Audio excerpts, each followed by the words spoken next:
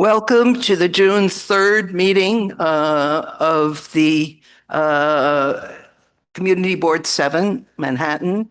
And thanks to St. Paul and St. Andrew's Church for hosting us once again in their very generous way. We greatly appreciate their use of this wonderful space. Can we please have it quiet?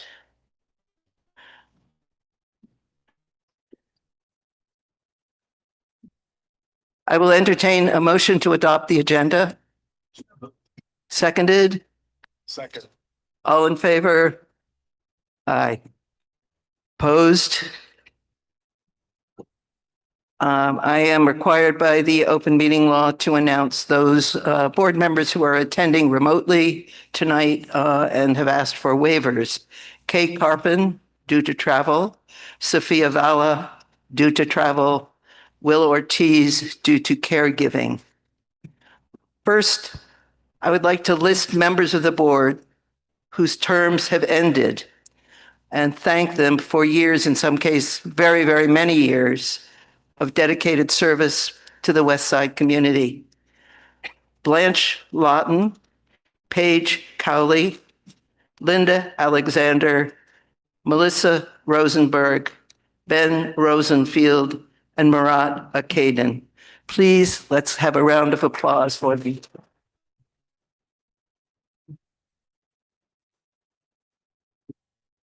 Next, I want to welcome 9 new board members appointed in May by the borough president, and I will be announcing their committee appointments tonight.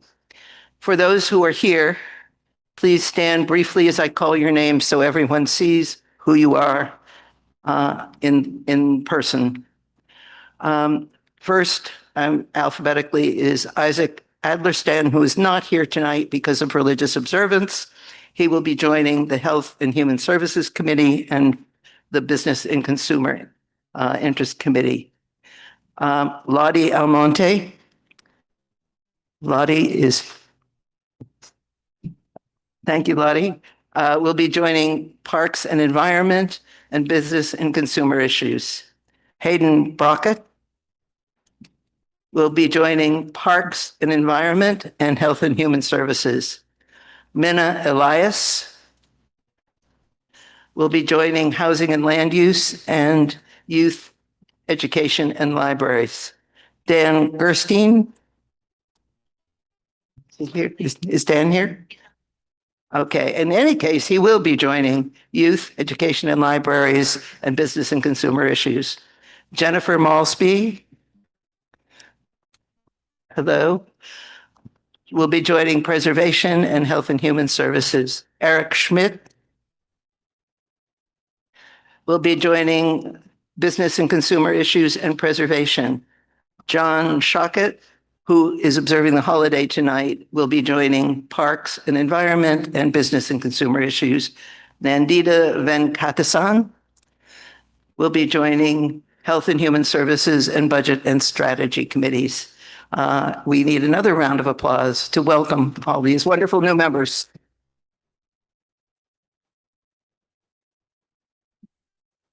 We have a very full meeting tonight and a busy month. Max will provide details on our potluck dinner for members on June 17th, and we will also hold a full board meeting on June 25th with only a business session, no public session, to vote on pending resolutions before we break for the summer so they don't sit unvoted on during the course of July and August. With that, I would like to turn this over to Max for the district manager's report.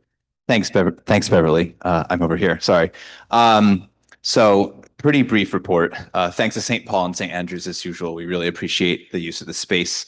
Next, as Beverly mentioned, we have a potluck on the 17th. This is for now in lieu of steering. We may also hold a steering committee meeting right around that time or a little earlier, but look for Roberta Seamer. Roberta, if you're here, could you raise your hand for new members to identify you? She's signing people up for the potluck. You might want to head over to her today. Let's see. Oh, in addition, we have a second full board on 6/25. I think that's a Wednesday. It's going to be a business session only, as Beverly mentioned. It's going to be to ratify any of the remaining resolutions that we have that are going to be passed this month after this meeting. And then finally, we have another summer intern with us today, Ariel McKenna. Ariel, maybe you could stand up. There he is. So I want to thank Elizabeth Caputo for hooking us up actually with the Harvard summer program. And I really believe interns should be paid, and Harvard is able to not have us pay by giving Ariel funding for this. So we're happy to have him.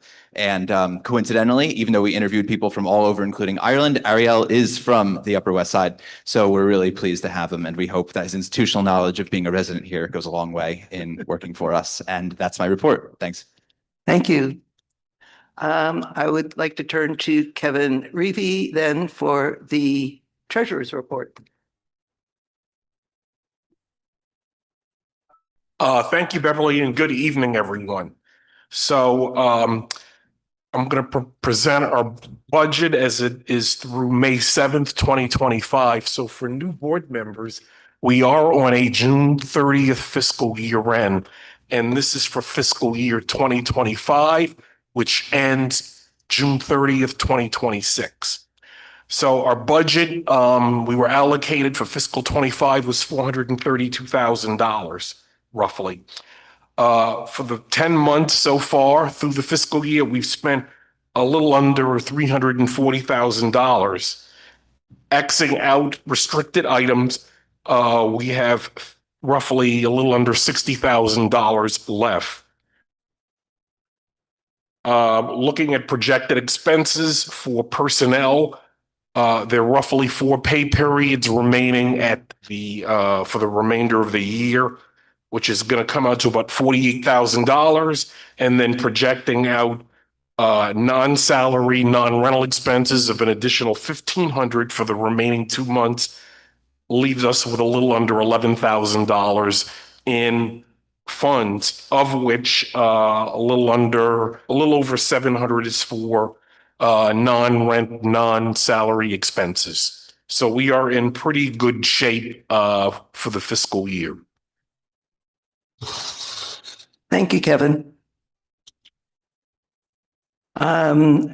Doug has asked to speak for a moment about the public safety issues. He is our public safety coordinator as well as being our vice chair. Thank you, Beverly. Welcome all new members. Just a very brief update. Obviously, we've been following the news about some horrible things that have happened in Boulder, Colorado, Washington, D.C.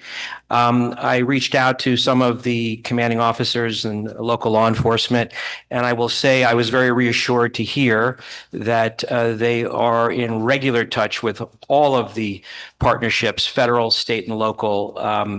The communication is fluid and is 24/7. That includes agencies like the FBI, the JTTF, the Joint Terrorism Task Force. There's also civilian contribution with analysts that are all over the country and monitoring things all over the world. There are no known credible threats, but there's been a step up in. Did we just lose it? There's been a step up in officers present at all houses of worship for all faiths in this neighborhood, as well as some educational schools and things like that. So I was very happy to hear that they're very, very proactive. The other thing that one of the commanding officers wanted me to mention is that unfortunately, we have a continuation of scams. It's been ongoing for years now, but it's really stepped up, particularly in our district, of targeting elders.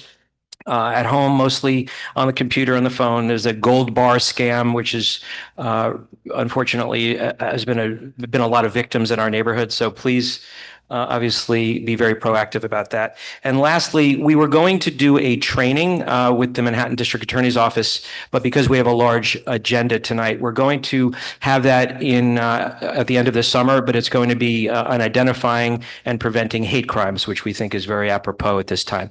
And thank you very much. Roberta would like to amplify the message about scams. Just a moment. So Thursday, June 5th at 1 p.m. at the JCC. Gail Brewer, Community Board 7, are co-sponsoring a wonderful program for scam prevention for seniors.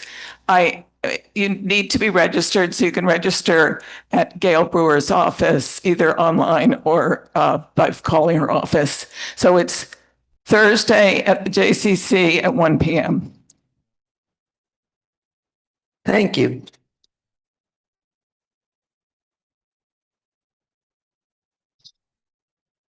I'd like to call on Natasha Kazmi as the chair of our last elections committee to manage the next item, which is the nomination for a co-secretary vacancy. Thank you. Hi, everyone. Can you hear me?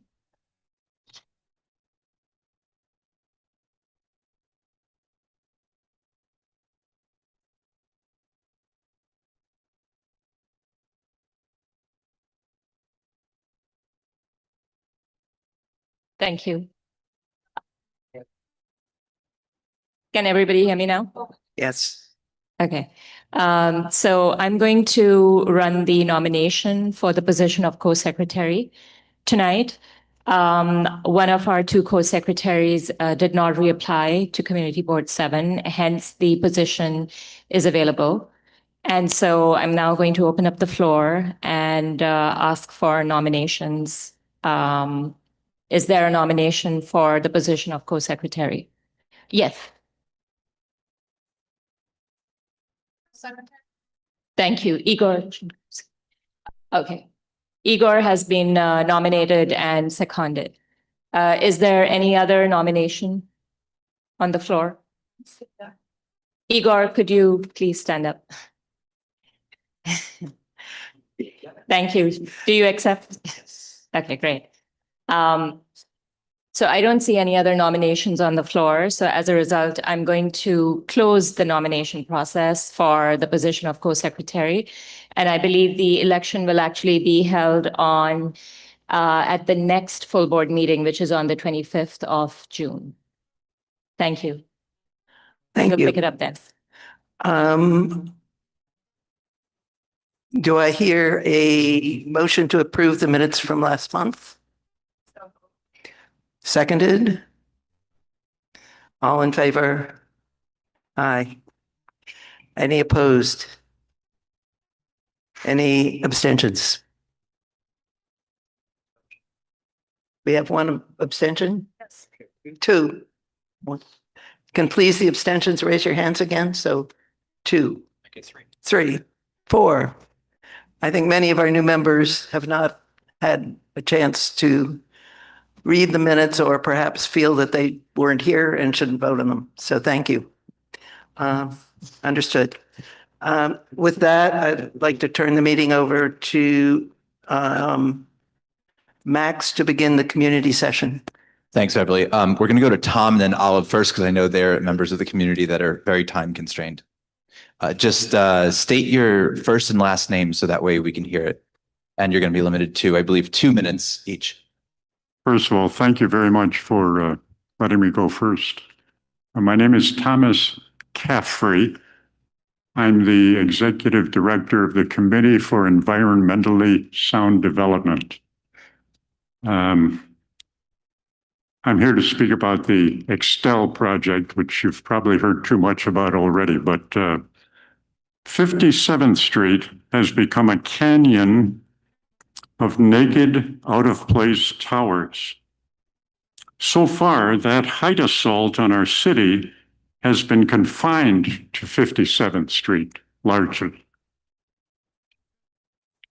But now with the help of our council member, and in its own way, MCB7 itself, in your acceptance, as I understand it, of City of Yes, but I'm not sure I'm accurate on that. In some way you accepted City of Yes, but maybe I'm wrong on that. We did not accept or we did not vote for or against. We issued a series of concerns. So you did not accept it? No. Okay, then I've got that wrong. But your recent resolution, which I speak of a little more here, and your friendly recent meeting with the developer, Gary Barnett, we are on the brink of welcoming into our neighborhood at 66th and Columbus Avenue the first violation of that 57th Street boundary, a building equivalent in height to that of the Empire State Building. 20 seconds, okay. Please, in your contacts, either with the Department of City Planning or with Gary Barnett, make height and bulk your top priority. That's my concern. In the resolution, I didn't see height and bulk addressed at all aggressively. I really think that's the big issue here. The height of that building, if that comes in, the whole borough is doomed, in my opinion, because they're going to be everywhere. Thank you very much for letting me speak. Olive, you can go next.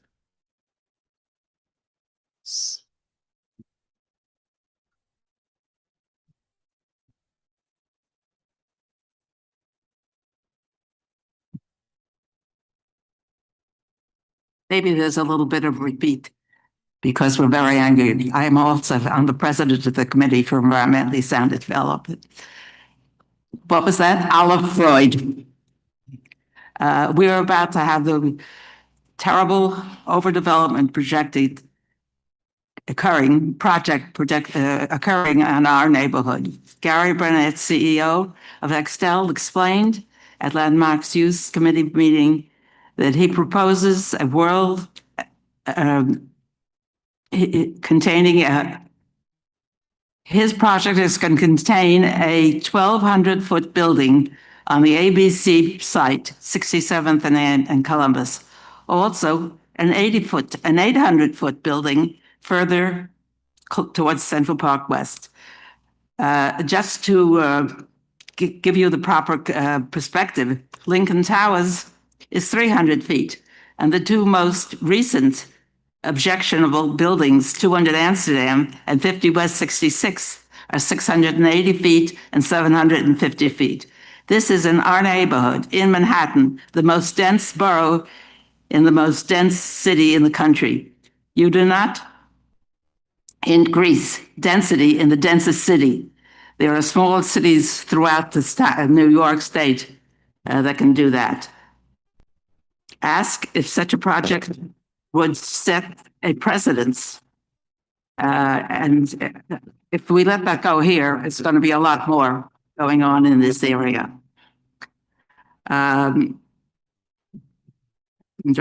into the.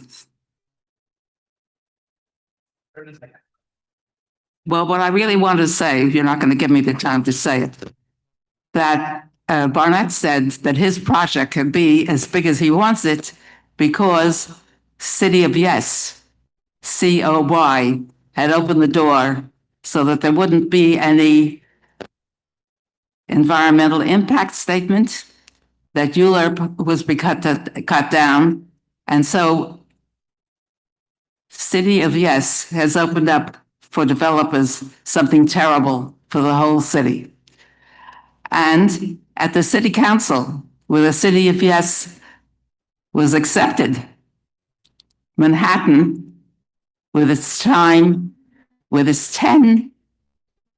borough presidents, voted to accept it.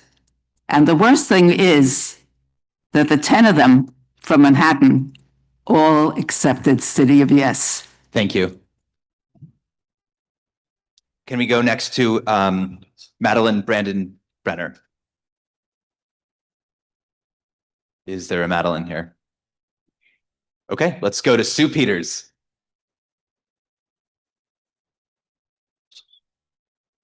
Hi there.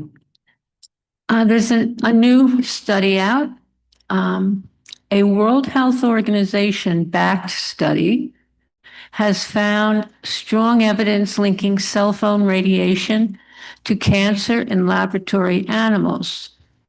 A group of the world's top experts in the fields of electromagnetic radiation and veterinarian medicine conducted a systemic review of years of experimental evidence and determined with a high level of certainty that there are links between cell phone radiation and two types of cancer in laboratory animals: malignant heart schwannomas, nerve tumors, and gliomas, tumors of the brain.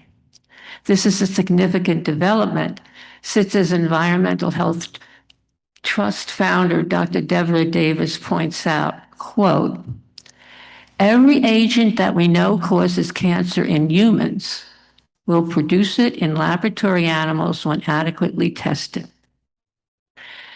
The review was published online in Environment International in April of this year and prompted a swift response from the international community. Quote, "Given this high level of certainty, policymakers worldwide should immediately move to revise their radio frequency radiation exposure limits to protect public health and the environment." Dr. Davis also said this in response to the study, quote, "Environmental Health Trust calls on the telecom industry to produce hardware and software to reduce exposures to microwave radiation from wireless radiation devices to the lowest possible level," end quote. And I'm going to give you my thought. I will add, our government at all levels, including the community board, should be protecting us from this serious threat to our health and to our children's health. The children are the most important. There's so many studies. This is another one just this April. Please, thank you. Thank you, Sue. Thanks, Sue. Eleni DiCievro.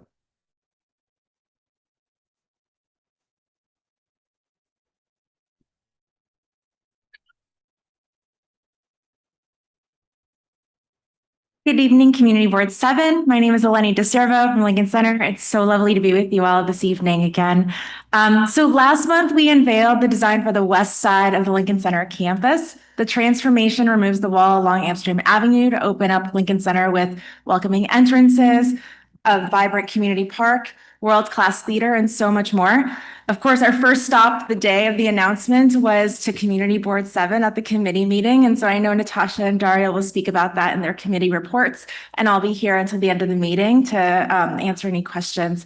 We also partner with the Tenant Association presidents at NYCHA Amsterdam Houses, Amsterdam Edition, and Harborview Terrace this month to offer a new NYCHA Neighbors Summer Pass, which will be given to residents to give them fast-track access to performances this summer. And lastly, thank you, Project Open at Lincoln Towers. We had a blast at the Broadway Upper West Side Summer Fair this past Sunday. Turning to June, the party starts on June 11th with the opening of Summer for the City. I hope we see you all on the dance floor. I know the community board will be in recess, but Lincoln Center will not. So we will have on June 11th, the Grammy Award winners Robert Glasper and Ellen Perez for a night of modern jazz, hip hop, and Latin music. We'll continue the celebration with Caribbean Day on June 14th, and then celebrate love at the wedding on June 21st. And for opera lovers, you won't want to miss the American Modern Opera Company this month. And then join us at the end of the month at New York Public Library for the Performing Arts for the Black Theater United Design Expo 2025. All of these events are free or choose what you pay. Thank you so much. Let's go to Kate Madigan next.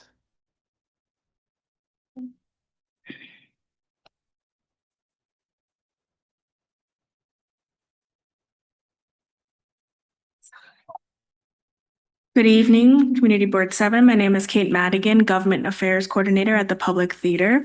I'm here to announce our Delacorte Theater reopening. After 62 years as the home of free Shakespeare in the Park, the Delacorte Theater was due for a major makeover. When the theater makes a triumphant return this summer with 12th Night, it will be more welcoming, more accessible, and more sustainable than ever before. I'm sorry, can you speak more directly into the mic? Sure. Should I start over from the beginning then? Oh, No, okay.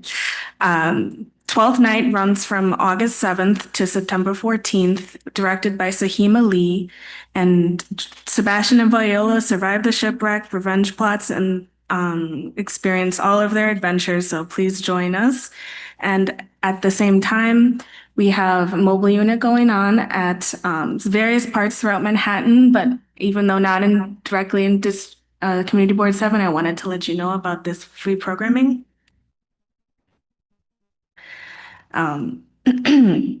Currently performing at Bryant Park, June 3rd to the 6th and June 8th. The Public Mobile Unit celebrates its 15th year with beloved romantic comedy, Much Ado About Nothing. It is a bilingual free theater. So yes, I will leave these flyers for everybody, and we can't wait to see you back at the Delacorte Theater. And we are also happy to announce that the restrooms are also in progress, so we will be working with CPC to reopen the comfort stations very soon. Thank you. Can we go to Hannah Wienerman next?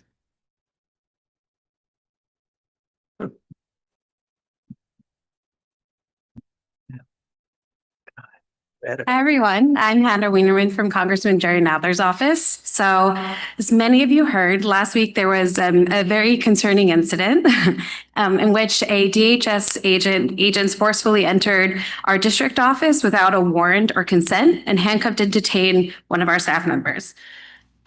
It was a really tough day, and I just personally just want to thank everyone who's checked in. Our staff is obviously shaken, a little alarmed, but we live to fight another day. We're here to serve constituents. We're here to serve you. Congressman Nadler's here to serve you. Obviously, Congressman Nadler's number one concern was for the safety of his staff, and I personally just want to let you know how wonderful he was. While no arrests were made and the situation was quickly de-escalated, Congressman Nadler is very alarmed by the aggressive and heavy-handed tactics DHS is employing against citizens and non-citizens alike in New York City and across the country.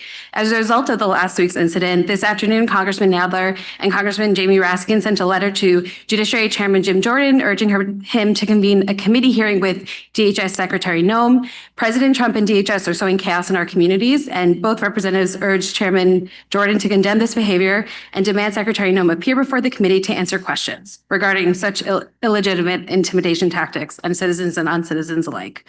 In other news, last month, Congressman Nadler stood with every Democrat in the House to vote against the House Republicans' devastating budget bill that's now being discussed in the Senate. In New York alone, 1.4 million people would lose coverage. Hospitals would face more than $1.3 billion in new uncompensated care, and Medicaid would be gutted by punitive work requirements that disproportionately impact seniors, people with disabilities, and low-income caregivers. All this to finance massive tax cuts for the billionaires and large corporations. Congressman Nadler is going to fight and use every tool at his disposal to stop this cruel legislation from becoming law. I just want to announce two quick events. Next week, we'll be holding mobile constituent services at Goddard Riverside on June 11th from 3 to 6 p.m. You don't need an RSVP, just sign up. You can talk to our caseworkers and ask any questions you may have about your casework, fill out casework. The community staff will also be there, and we're happy to answer any questions. Also come say hi, hang out with us for a little bit. So 3 to 6 p.m., June 11th at Goddard Riverside. And then Congressman Nadler will be holding a town hall on June 17th on the Upper East Side. I know that many of you, I saw a lot of familiar faces at our town hall last time. We have an even bigger room. We have 2,000 seats. So RSVP online, but we will make sure to accommodate everyone next time. Thank you, and thank you for giving me a little extra time. What was the pretext for handcuffing? So all the information has been reported. It's in the Gothamist article. So I would highly recommend they give a pretty good explanation of what happened. Okay. And I'm happy to talk to you offline. Just All right. in this context, I'm not the person. Okay. Thank you. Thanks, Hannah. Julia Mayenza, who's online. Thanks, Max. Hi, everybody. Julia Mayenza from the Manhattan District Attorney's Office. Happy June. Happy Pride Month. Very exciting. I was happy to be on the Upper West Side. Go, Julia. All right, we can go to Ben Lowenstein. She's talking, but we can't hear her. Oh. Can people hear me online? Okay. Well, that's good. Is she muted or? Nope.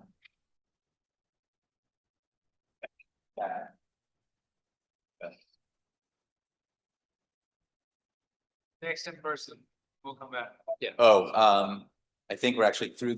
Is there anyone else from the public? No. Yeah. Is there anyone else here from the public or from the community? No, that's it. The rest of them are online. Okay.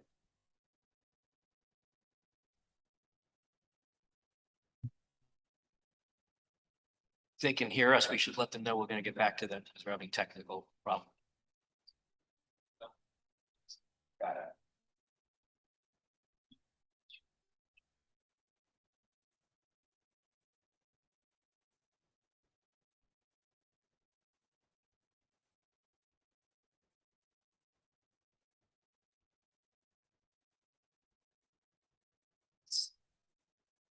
Can we try the remote participants again, please? Hello? Testing. Can anyone hear me?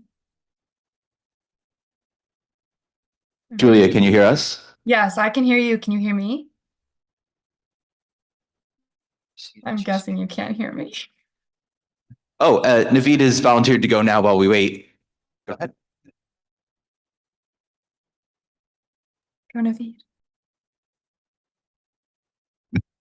Good evening, Community Board 7. My name is Naveed Hassan. I am the elected member from Manhattan to the Panel for Educational Policy, which is also used to be called the Board of Education for New York City. We represent all public schools in New York, 900,000 or so students, 1,600 plus schools. I'm here to speak in support of the YEL resolution that's coming up for consideration tonight. It is specifically for an early childhood center in the Lincoln Square neighborhood. Councilmember Gail Brewer is doing a survey right now, but based on my understanding of people's input on this issue for a very long time has been that we have a strong need, especially for 3K seats, but also for pre-K seats, given schools individually have hundreds of people on their wait list right now. And often are given offers for early childhood seats very far away from where they live or work.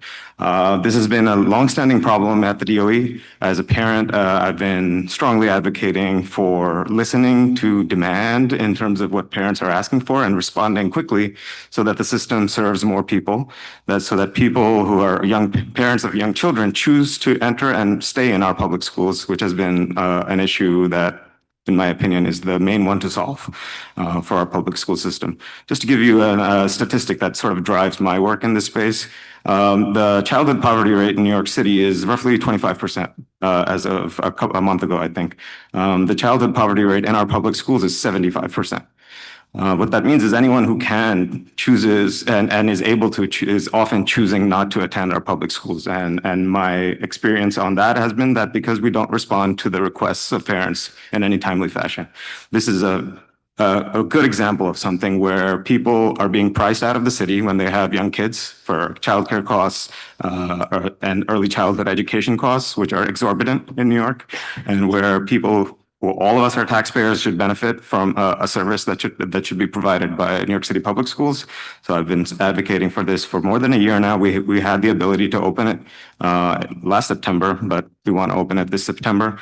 And I hope that you all vote to approve this resolution so that we can continue to strongly advocate with data and with also just a sense of mission for our public schools going forward. Thank you. Thank you.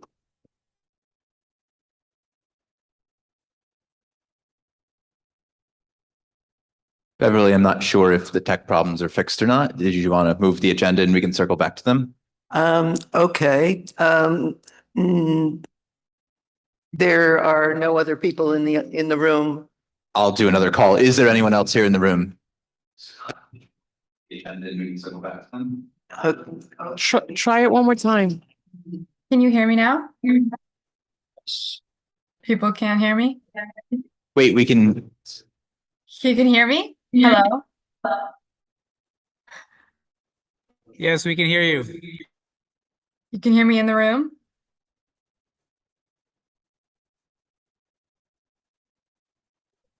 We can hear you. We can hear you in the room. Beautiful. So sorry. It like switched to another speaker and then it was hard for me to see. But hi, everybody. My name is Julia Mayenza. I work for the Manhattan District Attorney's Office. Sorry, I could not be there in person. I have a kitten at home who can't be alone. But I was glad to be on the Upper West Side today for our Gun Violence Prevention Initiative grant awardees. Two of them being Upper West Side organizations, Goddard Riverside, in partnership with Positive Influence. We'll be doing some awesome programming in Amsterdam Houses and Amsterdam Edition. So we're really looking forward to that. I know I spoke briefly about that last month, but as it was today, I hope you'll be able to see some of the press coverage and some of the media that was there this morning. It was a really empowering, wonderful event. I was glad Doug also touched on hate crimes, obviously extremely sobering and devastating topic that we're continuing to see an extremely high docket. And we are looking forward to coming in September with the chief of our hate crimes unit and the deputy director for the prevention of hate crimes from my unit, the community partnerships unit, to speak about what to do if you witness a hate crime, how to report it, and really making sure, because a lot of times it's really hard to know what the next steps are, but we need to make sure that the qualified professionals from NYPD are able to get to the scene. So looking forward to partnering on that, and please feel free to reach out in the meantime if that's a concern. I did also want to announce a recent guilty plea we had of a doorman on the Upper West Side for stealing almost $500,000 from a retired New York City teacher and her husband. Kind of speaks to some of the scams we were talking about, or some of the members were talking about earlier, that we continue to see. And as June is World Elder Abuse Awareness Day, I wanted to announce we'll be at Gail Brewer's event on Thursday. We'll have our deputy chief speaking on the panel, and we also are having a World Elder Abuse Awareness event on June 12th at the State Office Building in Harlem on 125th Street. Really encourage people to come. We'll have some wonderful community-based organizations, including DeRote, which is a wonderful organization we love to partner with on the Upper West Side, as well as some organizations uptown that will be able to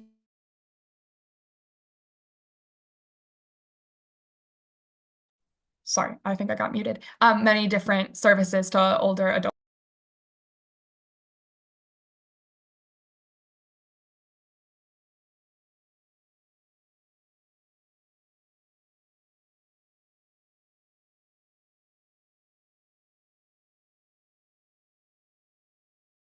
The community board is muted for me. I think. What? Probably Ben Lowenstein. Yeah, Ben Lowenstein. Call him out. Here. Yeah, thanks. Hello. Ben Lowenstein. Hi, Ben Lowenstein here from Assemblymember Tony Simone's office. So we're pleased to announce that the state budget in Albany has been passed. The Assembly member successfully got $85 million to reconstruct Pier 76, little bit outside of CB7. It's on 40th Street, but it's going to be a great new park. Community space. We're very excited to see what happens there. Also in the budget, the Supportive Interventions Act was passed, which updates the criteria for involuntary commitment to a standard that's used by most of the country. This will really help with the mental health crisis in our city.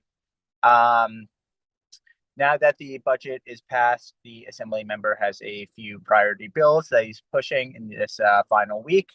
The Pause Act, which I've spoken about before, that greatly increases the fine for hitting a pet with a vehicle. The Support Act that we sponsor with State Senator Brad Hoylman-Siegel, which mandates intensive long-term mental health care when people are found unfit to stand trial for misdemeanors. Usually in those cases, they are simply dismissed. And our Freedom to Read Act, which prevents schools from banning books. The Assembly member rallied with librarians, students, and civil liberty advocates for that. We were also pleased with we wanted to announce our support for the new Western Rail Yards development, also a little bit outside of CB7. But this new development will bring thousands of units of housing, 25% of them being affordable, and not have a casino on it, which we are very happy about. Thank you so much.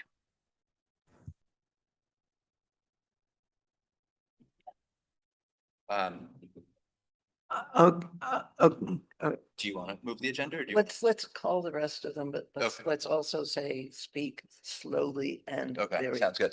Let's go to Sawaiba Shabazz and let's speak slowly and clearly. Sure. Hello, everyone. This is Sawaiba Shabazz from Manhattan Borough President's Office. First of all, I want to congratulate all our new Community Board 7 members. We know you're going to be a great addition to the Community Board. So events that we're hosting this June. First of all, this Friday, we're going to have a MBPO Summer Constituent Services pop-up at 11 a.m. at the Isaac Center. And on June 8th, the BP staff volunteers will walk the Puerto Rican Day Parade. Hope I'm channeling well. Then on June 18th, participating in the Pride Ball with council members De La Rosa and Stevens. It's going to be literally on the bridge. It's a Pride Ball, so come dressed up, look great at 2 p.m. On Wednesday, 25th of June, we're having DOB in your district. There's a sign-up sheet. You can reach out to me or Max for this. I will share. And then on June 26th, we're having another constituent services pop-up at Hudson Guild. And lastly, we're also walking in the Pride Parade. If you are interested in marching with the BP, you can reach out to me or events@manhattanbp.nyc.gov. On the legislation end, Manhattan Borough President Mark Levine recently attended a press conference to support legislation from Councilmember Christopher Marte and Council members Keith Powers that introduced reforms to address longstanding issues of fraud, aggressive sales tactics, and consumer deception in the ticketing industry for tours, ferries, and other attractions. This will require business licenses for ticket seller operators, not just individual sellers, establish stronger penalties, and allow licenses for repeat violations to be revoked. There's other points which you can reach out to me for. And lastly, the BP did do a op-ed on small businesses support, and we're highlighting the success of the zero interest loan program he started with the Hebrew Free Loan Society to help small businesses access affordable capital and growth. And of course, I just want to highlight that housing lotteries are seeing their deadlines for the month. So if you want to take advantage of it, this would be the time. You can also reach out to me for more information and support regarding housing lotteries. Thank you and have a wonderful rest of your evening. Thanks a lot. Yes, I can borrow your mic, Beverly. A lot of tech challenges. Erica Overton, please. Hi, everyone. Erica Overton from Assemblymember Linda Rosenthal's office. Apologies, I am waiting for the bus to do bedtime with my kid. But quick thing, Housing Access Voucher Program was officially passed as part of the budget on May 9th, which comes at a very good time considering that President Trump released a housing agenda, on Friday, the rest of his budget that zeroes out housing project-based housing vouchers across the country, as well as any support for public housing capital or operating funds. And so the second thing is the assembly member is also trying to pass before the end of session her 3D ghost gun bill, which we touched on at DA Bragg's press conference earlier today, which would ban the manufacture of 3D guns in New York State. Right now, you cannot possess one, but it is totally fine for you to print one in your home. So we are working on that legislation. And last but not least, we are having everybody's favorite day. Shred Day is happening on June 22nd from 10 to 2 p.m. in front of the Assembly Members District Office. And that's it. Thank you. I believe that's all the online members that we have, or online speakers that we have available at the moment. So we will move on to do the roll call.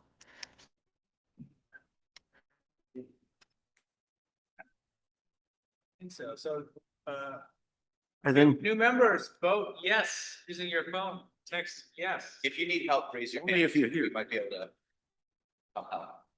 Yeah, anyone who has problems with their voting system, please do raise your hand. But voting yes means that you will be counted present for the meeting.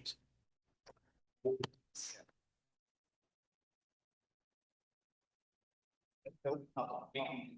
get it. All right, anyone having any issues? We have 27 votes so far.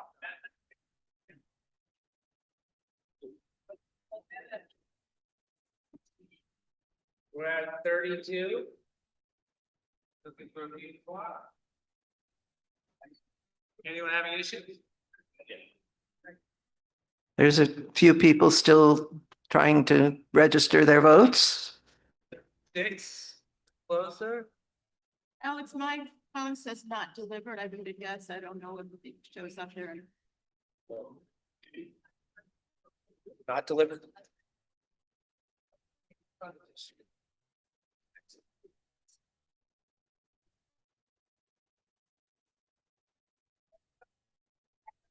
Sorry, I don't way too far away from read why they were registered. It looks like a full battery, but it's showing a next sacred.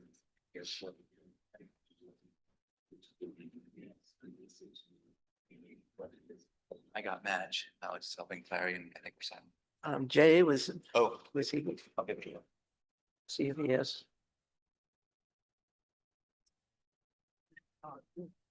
Alex. Have the.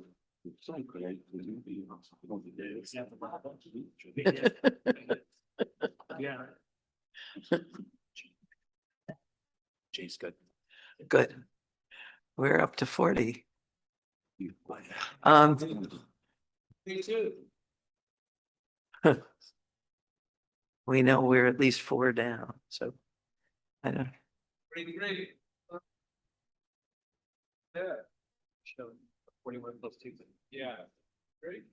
Hey, I go. Good, thank you. With that, we will move into the business session of the evening. And I'd like to call on the Preservation Committee, Adam Brodheim and Madge Rosenberg, to present their items. Hi, everyone. I just want to clarify at the onset that we have 2 applications before you. The committee split on each application. So for each application, there will be 2 votes. Apologies, that's the way it worked out, but that is what happened. Okay, the first application is 232 West End Avenue. On the left, you'll see the facade of the building, and on the right, you'll see the rear facade of the building. The application has been, our resolution is split to discuss the front of the building, so a new entryway to the building and a rooftop addition. That will be the first resolution we vote on, and then the second one will be about the rear. Ariel, if we go to the next slide. It's on West End Avenue and 71st Street. It's on West End Avenue. If we go to the next slide. So this is looking at the front of the building. It's a townhouse. It's been modified before. This is an attempt to restore what they think the early 20th century entryway would look like. If we go to the next slide. And then there is also a rooftop addition. These are photos of the building from different spots around West End Avenue. There is, maybe you can see a little bit of orange. That would be the part of the rooftop addition that's visible. It is very, very hard to see. You have to be like standing at the exact right place, looking at the right spot. So it's basically not visible from the street, and some of the mechanical systems that are very visible right now are being removed as part of the application. And if we go to the next slide, this is about the rear of the building. On the left-hand side, you can see that large 2-story part that comes out of the building. That is going to be removed. For those of you more familiar with zoning, what it is currently is a community facility, which means it does not have to have a rear yard. It's being converted to a residence, so that section of the building needs to be removed, and it will be replaced by essentially a metal balcony and a staircase down. So that's the second part of the resolution, is an approval of the removal of this rear section. So again, first resolution is to say that you're okay with the front facade and the rooftop addition. And then the second one we'll vote on is about the rear facade. Any questions on that? Anyone from the public? Oh, yes.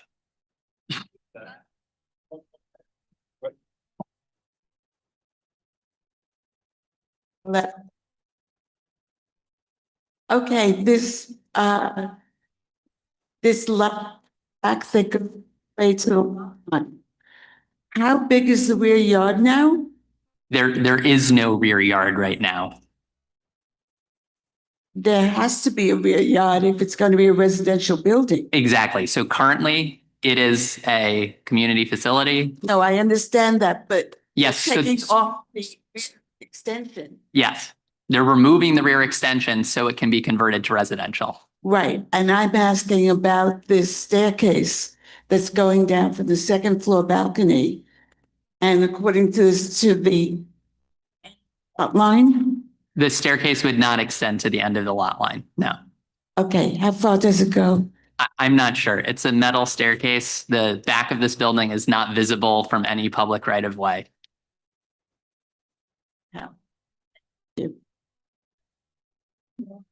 Just one. Can I understand following? Now with the current modifications and changes that you are approving, are you saying that there will be no rear yard in this? And it will be a new residential building with no rear yard? No, I'm saying that currently there is no rear yard. In order to convert it to residential, they need to remove a two-story addition. They are removing that two-story addition, which will be replaced with nothing. It will just become a rear yard. Thank you. Clary. I'm sorry that I made clear here that says that the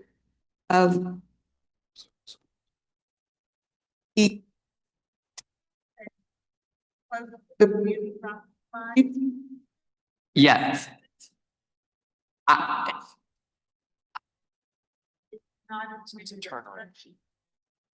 This is, if I imagine that however it has been drawn up conforms with zoning. Again, this is a preservation issue. If there's a preservation problem with this staircase, then I think that's applicable. If you think there's a zoning issue, take it up with the Department of Buildings. Yeah. Sorry, can you use this one? Yeah, just stand up and faster. Sure.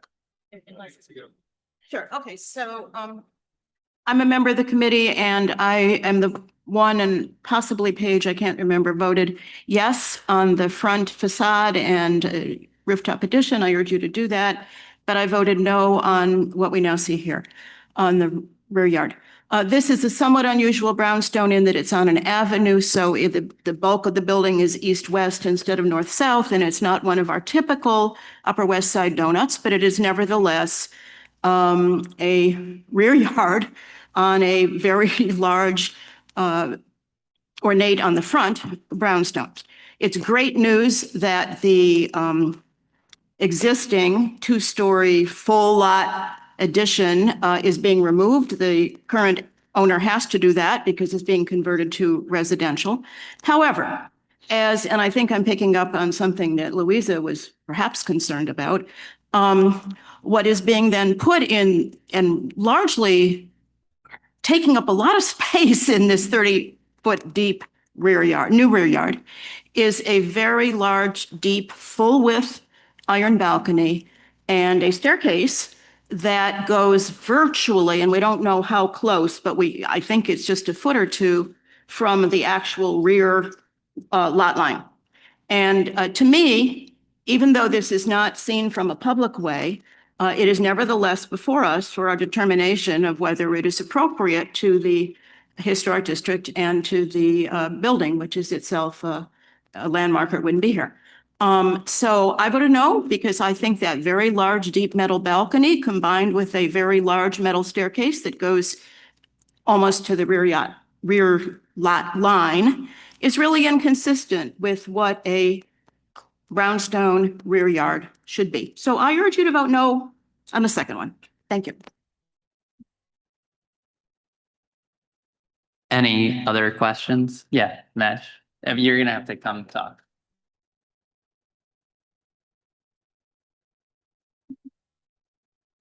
In recent years, when we have voted against these stairways in the yard, the Landmarks Preservation has then overruled us and voted for these very stairways in the yards. So Is that? Okay. Excellent. So I'm going to call the question. Again, the first thing you're voting on is the appropriateness of the front facade and the rooftop addition. Okay, voting over.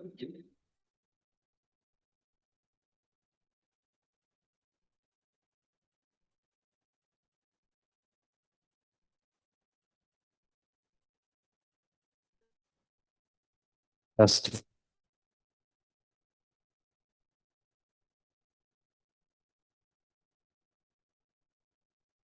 Okay, we got 35,000. Give it a few more seconds.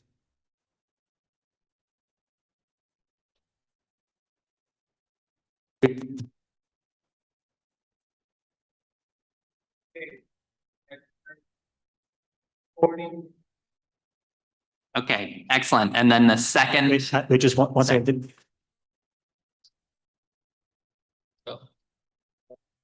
Set. Anyone have any voting issues?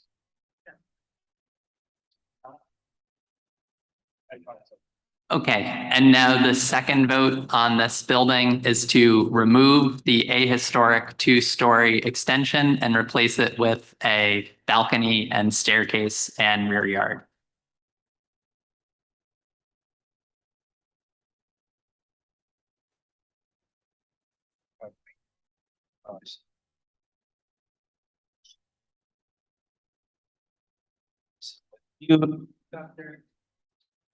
Voting open. Yes, voting open. There we go.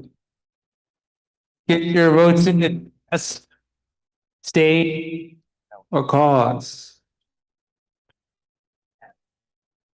Oh, text yes for yes, no for no, abstain for abstain, or cause for cause. Test. What? I'm only muted. Get your votes in. See if you vote. I don't see anybody. Okay. 5, 10, 5, 4, 3, 2. It carries 30, 10, 30, 10, 1, 0. Since most of the time our resolutions are fairly uniform at full board, I would just encourage people to come to the committee meetings where we have very long discussions about this issue if you're uncomfortable with applications.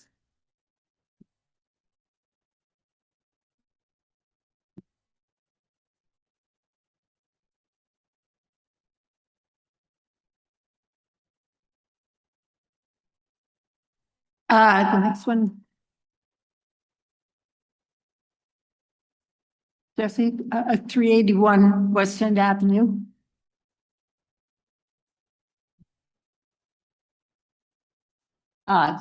This is the corner of 78th on the west side of West End Avenue, built in 1886. We're looking at the corner building of the 3 buildings that make up this row house.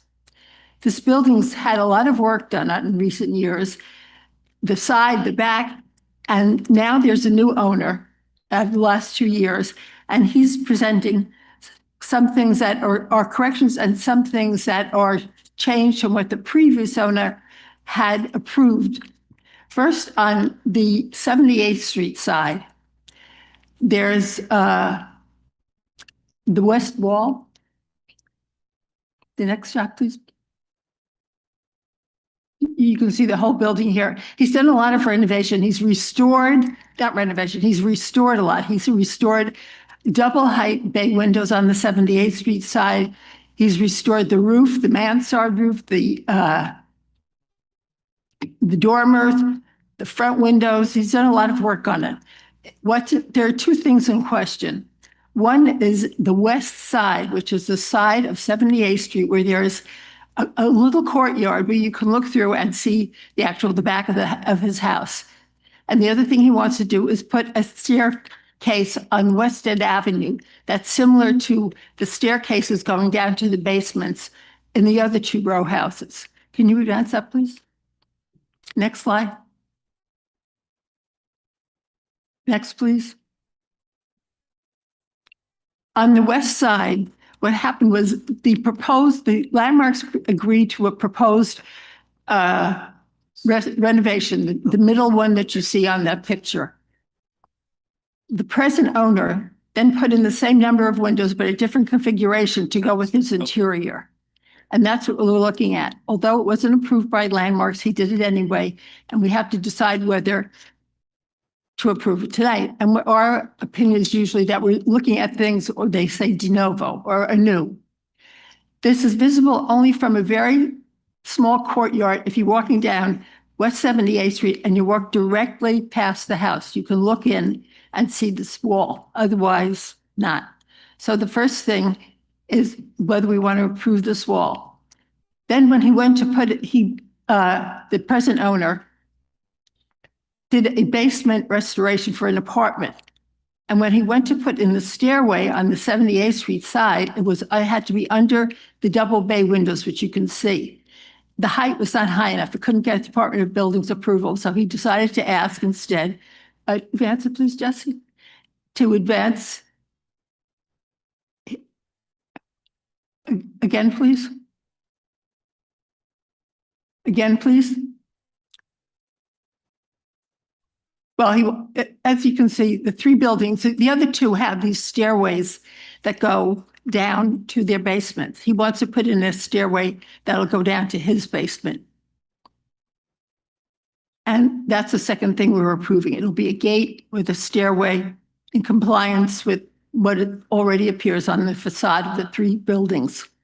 So the first one we want to vote on is the rear. Are there any questions on that? The west wall with the windows? Oh, okay. Okay. So it's Megan. Matt, or whoever is doing it, could we go back to I think it's the immediately prior slide? All right. So again, I'm a member of the committee. I dissented on this west wall of windows, and I'll tell you about that in just a moment. The current owner has done terrific restoration on the two primary facades on 78th Street and on West End Avenue. That's all great. And I urge you to vote yes on the second piece of this, which is, I voted yes, and we all did, which is the probably restoration of an entrance to the basement level apartment. My problem, and the reason, the part I voted no on, is this. Prior to the prior owner's application, the window configuration was as it is on the left in this drawing. And you can see what's called hooded windows. That is, some of the windows have this sort of historic architectural element over the windows. Previously, in 2018, LPC approved a version for the prior owner, which was the middle one here. It has irregularity to it, but it also has these hooded elements that are appropriate to the design of the building. Somehow this new owner, and it doesn't really matter how, went ahead and didn't do that, but completed what you see on the right. The hoods are gone. Any reference to the historical architecture of the building is gone. You've got this whole set of rectilinear windows that are quite different from what was approved in 2018. You do have a situation here where, because it's a side street and there's an alley, it's not more than an alleyway, it's really a courtyard that's right there as part of this west area of the building. So as you're walking across 78th Street, this is quite visible. In my view, this that the current owner has done without LPC approval is antithetical to the design of the building. It's very visible. And regardless of how it happened, he's seeking approval, and sympathetic though I think we are to the wonderful other restorations that were done in the building. I think this is just very visible and very inappropriate to the architecture of the building and the historic district. Therefore, I urge you to vote no on this part of it. Thank you. No, I go and then I clarify. Sure. I just want to stand in support of what you were just saying. I think these windows are totally out of place with the original design. If this is a preservation issue, it seems like this is someone, we've seen this, I feel like, time and again. someone coming and doing something and asking for forgiveness later after they've already gone through and completed the project. So I think that it doesn't fit with what we're trying to accomplish here. I think we should all vote no for it. I think we have to start standing up against this type of stuff. I don't care that people incur expenses or they own these buildings. That's not really what's being discussed here. So that's my 2 cents. I am saying no. I also just want to clarify, I think that while I appreciate the invite to committees, I also think it's important that we still have discussion at the full board. So I appreciate the invitation, but I also think this is still the forum for us to discuss these things as well.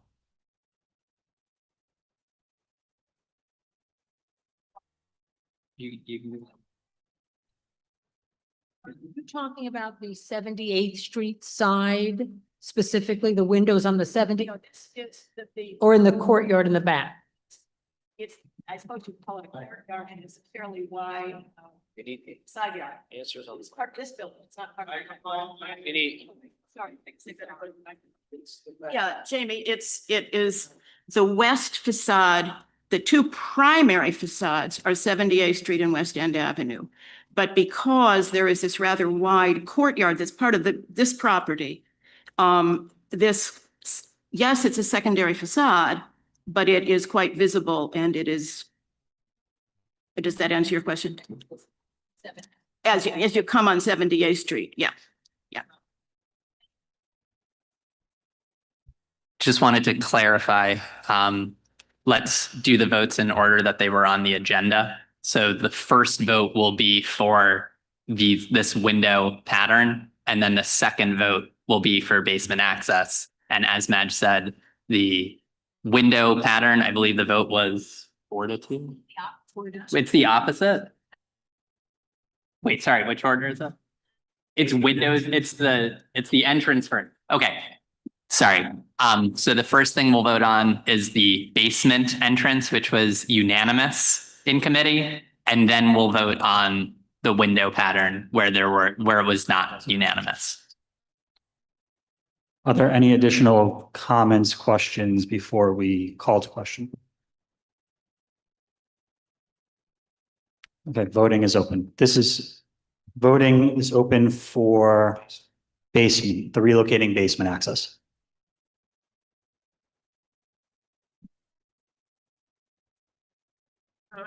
Yeah, voting is open.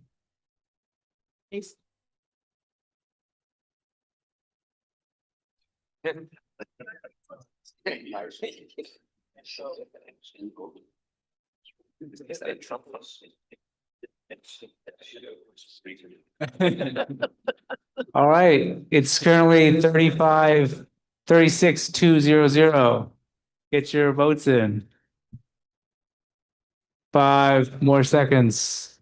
Now it's 38,200. 39,200. 3, 2. Okay, carries 39,200. The second one will be the revision of the window layout. Voting's open.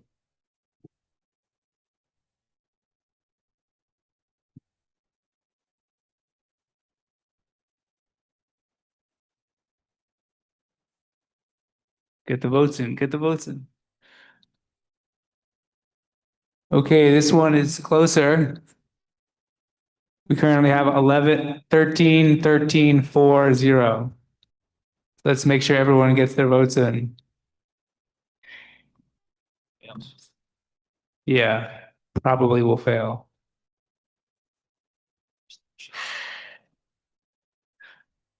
Any last people voting? Okay, this one, the final vote looks to be 13, 18, 14, 18, 7, 0, so it does not carry. You've got lots of room on the preservation committee. Please join.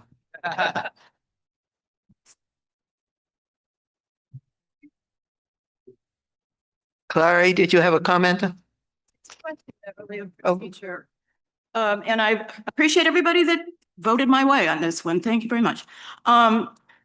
sometimes, but not uniformly in the past, when we've had a resolution of approval of whatever it might be, not just preservation, that has failed, where at least it appears that a opposite resolution might pass, we've turned it into the opposite and taken another vote. I don't know whether that is what we would do tonight, but I know we have sometimes done it in the past.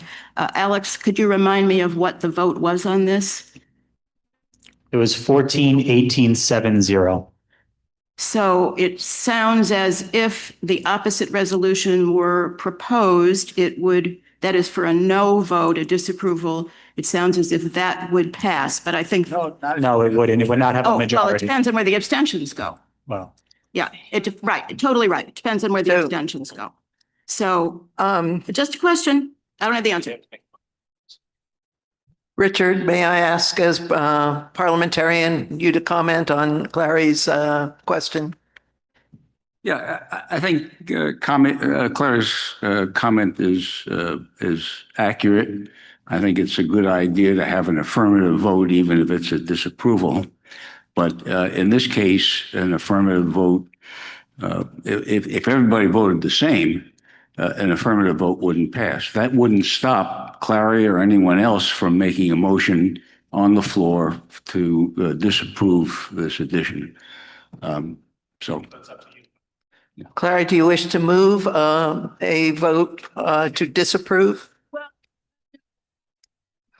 I don't know. I suppose I've gotten this far, and I'm hoping, I suppose, if I'm even more persuasive than I was before, a couple of these abstentions will vote yes to disapprove. So let's give it a shot. The worst that'll happen is we. Okay. Yes or no. So does anyone second? I will. Hold on. No. No. We voted against approving. We didn't vote yes to disapprove, which is what Clary's motion has requested that we do. I'll second the motion and ask for a point of parliamentary procedure. Can the chair please clarify what the effect of the vote is? What did the board just do? Did we disapprove anything? Have we taken any position? We voted no, or the no's had it. So what has been done? What is our current stature? And I've seconded the motion so we can then vote on that. Our current status is we have voted no on a motion to approve the application related to the windows, right? We have a new motion on the table to disapprove the application as it pertains to the windows. That is what we would be voting on now. Jay has his. While Jay's getting out, the one thing I would like to say is if you abstained on the first vote, unless information has changed in the interim about this application, it would behoove me why you would not abstain on the second vote. Because I'm so persuasive, Adam. Can we call the question? Just as a practical matter, and especially for the new members, what happens now is the result of our voting on these resolutions is transmitted to LBC. Our role is an advisory one. So what will be reported to them is what passed affirmatively, and it will be reported to LBC that the board voted against approving this portion of it, which in effect is the same as disapproving. So it's really unnecessary to go through this whole secondary procedure. But it's already been proposed in a second, so we have to vote. Seconded, and unless the proposer withdraws the proposal, we are voting. Let's give it a shot. She wants to vote. Let's do it.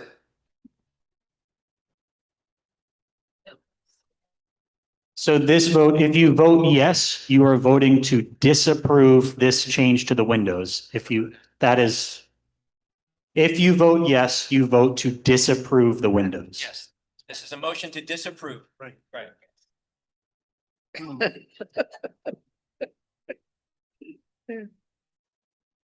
my God. Okay, get your votes in.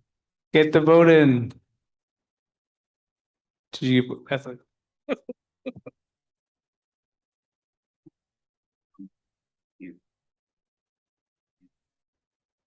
Currently, we're at 15, 16, 3, 0. Last votes in. 5, 4, 3. Last votes in. We're currently at 20. We have one manual vote for, we're at 20, 16, 5. So that currently as stands does not pass. Is there anyone who has yet to vote? This is the time. Okay, now we're at 21. We're at tie. So it fails. So it fails. Okay, I think we need to move on and let the agency know our various votes on this and what our position is. Thank you. I'd like to pause the business section for a moment and call upon Senator Hoylman-Siegel to come forward and speak with us. Thank you very much. I was in the neighborhood, so I thought I'd stop by. State Senator Brad Hoylman-Siegel, good to see everyone. Happy Pride. Wanted to let you know that, speaking of Pride, last week we passed in the Senate my bill to strengthen New York's SHIELD law that protects parents and physicians and family members who are seeking both abortion care and gender affirming care from outside prosecution of different states that have criminalized gender and abortion care. For example, a doctor in upstate New York was actually received an indictment from a Louisiana grand jury because she issued prescription abortion medication to a patient in Louisiana. This bill will stop that kind of cooperation with other states. So I think it's a good bill and it's a good way to kick off Pride. Wanted to also to let you know that I've spoken, I think, to you before about medical aid in dying, which is an option in 11 states now in the District of Columbia. When somebody has been diagnosed with a terminal illness of 6 months or fewer. Our bill, which hopefully will be on the Senate floor next week for approval, will allow mentally competent adults with the consultation of 2 physicians and potentially a mental health provider to allow that individual to decide how they might die after having given a terminal illness. They are given medication that will hasten their death. And I like to think of it as not ending life, but shortening death. And New York State will join states like Connecticut and California and Vermont to provide that a life-saving option. Turns out that about 35% of individuals who live in states and are considering medical aid in dying actually do pursue it. It's more about peace of mind at the end of one's life. And then finally, I just want to say that my colleague, Esther Carolyn, and I joined a group of parents at the Manhattan Country School this afternoon for a kind of speak out about the horrible situation that school is in because of financial impropriety that may result in the school closing permanently at the end of the year, which is next week. The top issue for parents and administrators is that teachers haven't been paid for about 2 months at this point, and we're trying to get them their paychecks. We're going to have to work really hard to try to save the school. We want to engage the New York State Attorney General because it is a nonprofit and she has jurisdiction over them. But I'm working closely with the Assembly member, Michael Asche, and our council member, Gail Brewer. That's my 3-minute report. Thank you very much. One quick. Can we have, we have 3 questions which we can consider if you have time. Sure, and I wanted to thank Roberta Seamer. We have copies of our older adult information guide at the back, but Roberta helped Thank us you. compile that. So thank you, Roberta. Thank you. Please make your questions very short. We are running late. Go ahead. Sorry. I am short. I can't help. Quick question on the expiration of the speed cameras. How's that going? Are we going to renew the speed cameras, which I understand are getting ready to expire? Well, we renewed them last session, and we're looking at speed regulators now. That was, yes, people who have speed violations should be required to have a speed regulator, much like people who have been convicted of drunk driving have. But I think cameras, we're good. We're good for cameras for another, until I think 2 years from now. It was reported this morning on the news, maybe erroneously, but I think it was speed regulators. Okay. I could be wrong. Am I wrong, Andrew? Yeah. But I support universal speed cameras. I think the limitation is artificial and unsafe. Jay? What's the status of your bill on registration of commercial e-bank? Thank you. Well, we've got about 8 days to get it passed, 8 legislative days, but we're working hard to get it passed. That one, as well as working with Assemblymember Rosenthal on a bill to require e-bikes that are used for commercial purposes to carry insurance. And there's a third bill that would nullify the kind of time clock that a lot of e-bike delivery drivers work under, the algorithm, if you will, that I would argue forces them to drive unsafely. So those are the three top e-bike bills in the docket for the final days of the legislative session, which ends in 2 weeks. What's your prediction? I never know what to predict in Albany, but we're working hard. We're working hard. I'm trying to push it, and fingers crossed. Thanks. Clara, your last question? Last question, Brad, with regard to the proposed bill on assisted medical death. There was just a big article in the New York Times Magazine the other day about 2 levels in Canada. An amendment was added so that not one level is terminal, but then not just terminal illness. So my question is whether the bill that you're sponsoring here that may pass here is restricted to terminal illness. Absolutely. I think the Canadian example is, I would argue, abhorrent. And, to think that mental illness would be considered a terminal illness is in no way envisioned in our law and would be prohibited explicitly.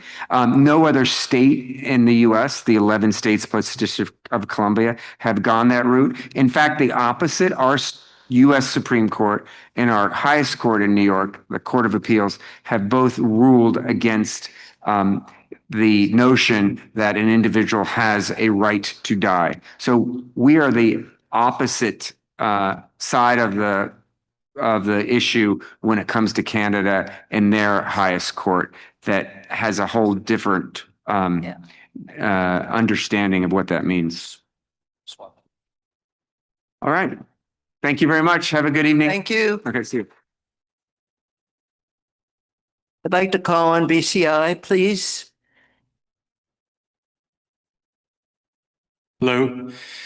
We just had 2 applications for liquor license. 2418 Broadway, which is on the southeast corner of 89th and Broadway, and 710 Amsterdam on the west side of Amsterdam between 94th and 95th. We voted unanimously on both. We'd like to bundle them together. Any questions for everybody, or? I can't bundle because I got to declare. You can just not vote at all. I can, I'll disclose that. Okay, we will not bundle them because Doug has to, Right. someone has to not vote for cause, so we'll do them separately. Let's vote Yeah, thanks on for the first one. Didn't remember. Thanks for the reminder. So the first one is 2418 Broadway. So this is voting to approve the liquor license application for that site, correct? Yes. Yes. Starting now. Voting's live.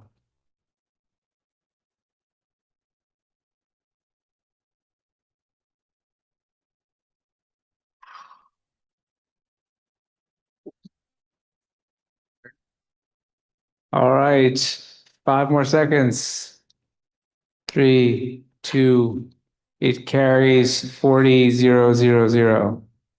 And thank you. And the next one is 710 Amsterdam. You ready for that one? Give him a second. Pursuant to our rules, I have a conflict. I represented the landlord in this transaction at 710 Amsterdam, so I won't be voting, but I can say that I think it's a great application, a mother and son, and it's going to be a great place, a lot better than what was in there before. So I do urge support, but I can't vote. Thank you. No, he'll put costs. All right, let's get our votes in. All right, voting open on. Voting is open on BCI 2. We're at 27-0-0-1. 32-0-0-1. 5, 4, 3, 2, carries 37-0-0-1. Thank you. Thank you very much. On to Parks and Environment. Natasha? Yes, hi.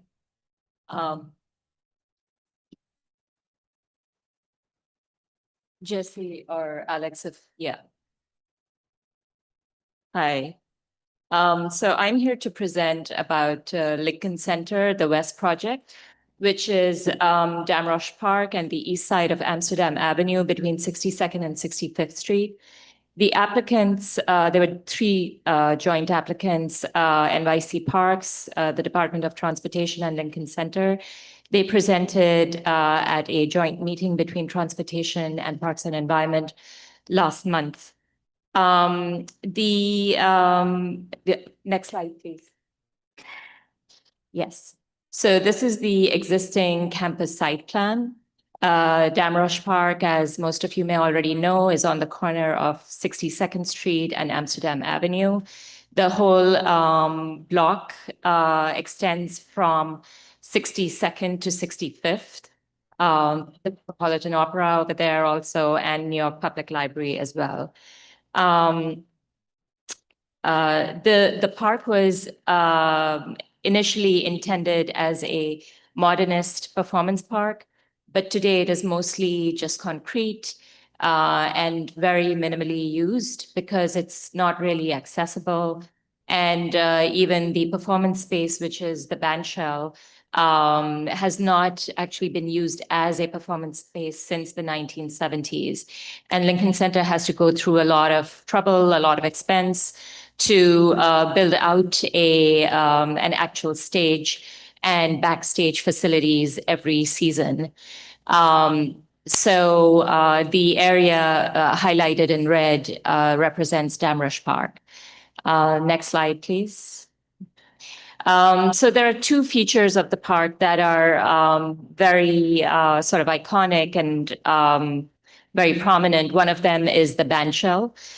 This was originally designed for I think just opera performances, if I'm not mistaken.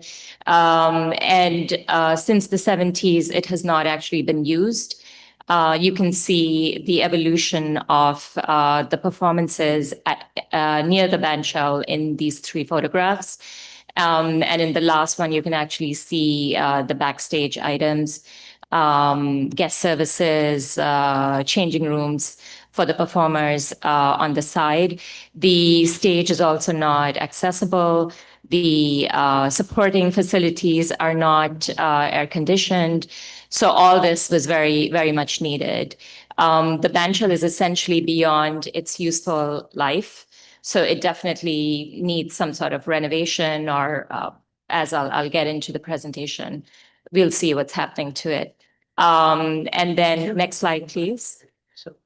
The other iconic sort of structure that is associated with Damrosch Park and the west side of Lincoln Center is this very large wall, which is as high as, I think, 13 feet. at its highest, depending on the grade.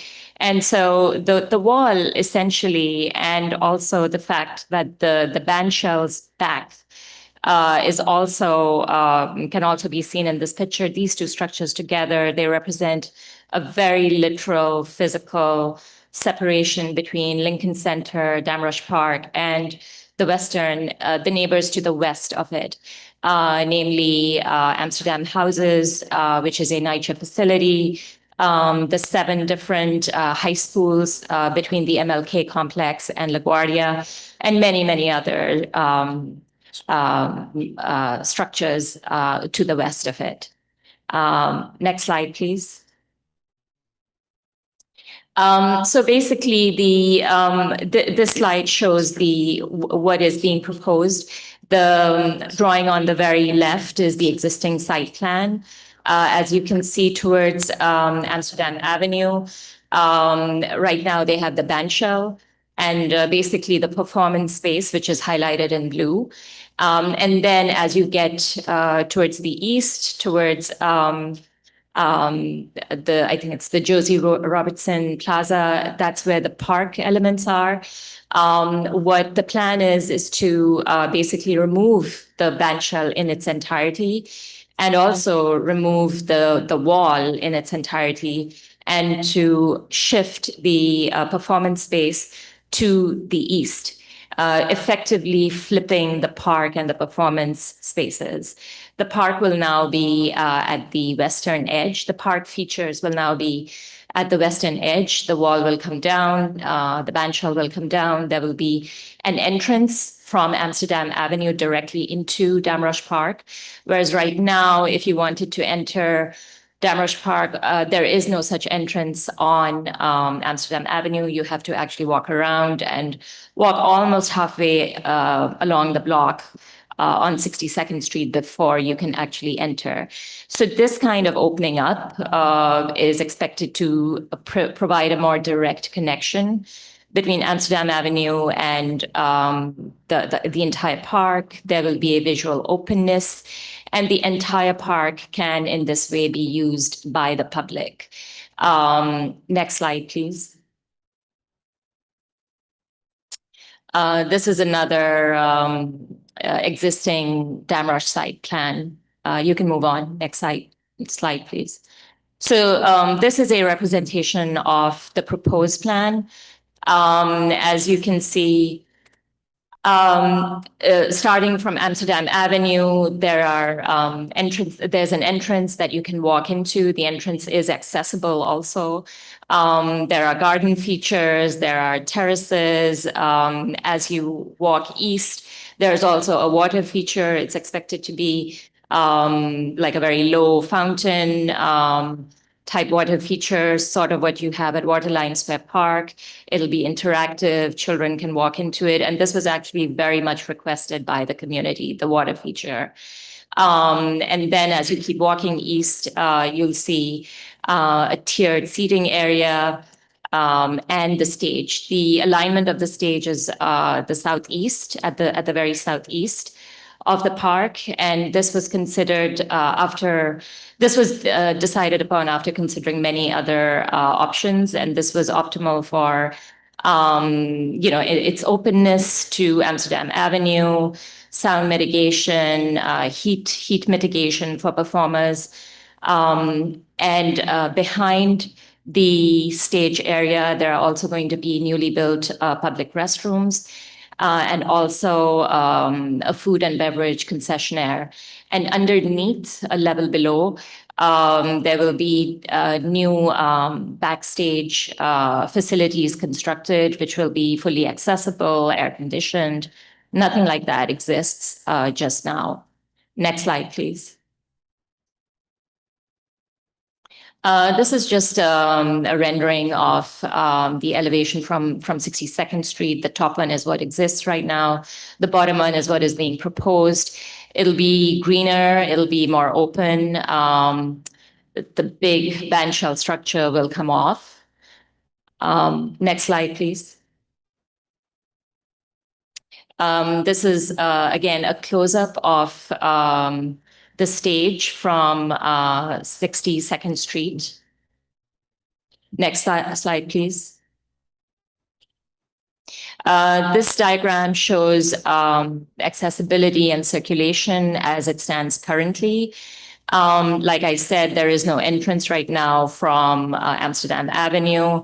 The entrances to the park are, which are on 62nd Street. There are just a few of them, and several of them are not even ADA accessible. Next slide, please. This is what is being proposed. So once the wall comes down, the flow will be much more natural. There will be many, many more ways to access the park. The entire park, every single feature of the park is not accessible, but for the most part it is, and it is a huge improvement over what exists today. Next slide, please. This is a rendering of the 65th Street and Amsterdam Avenue corner of the complex. What a lot of people actually don't know is that there is a New York Public Library over there, the Library of the Performing Arts. A lot of people don't know that it exists or even how to enter it. There's also this staircase, and the whole facade is very sort of imposing and blank. And this area actually gets used a lot by all the students in the area. So in the afternoons, it's very busy here.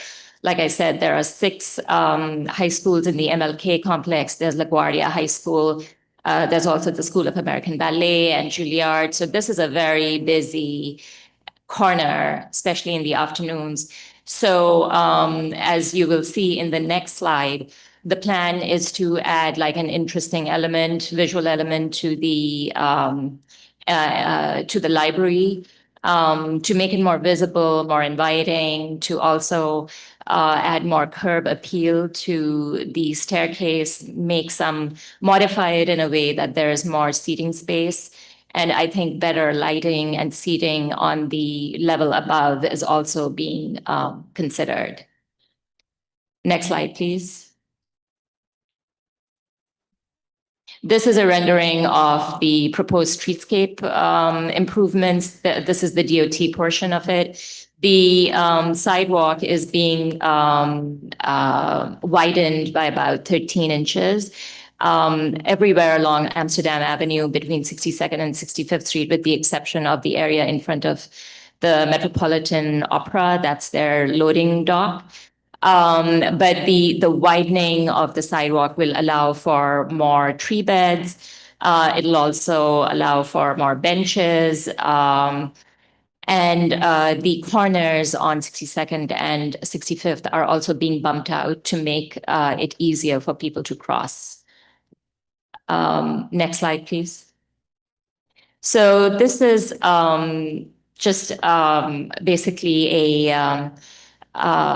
this is actually a good problem to see. You can see that there's a line of people waiting for a performance, I guess. There's the tall wall right next to them. There's the back of the bandshell right next to them. There's no shade anywhere. Even the bus stop doesn't have any shade. So the next slide will show you the transformation that is being proposed.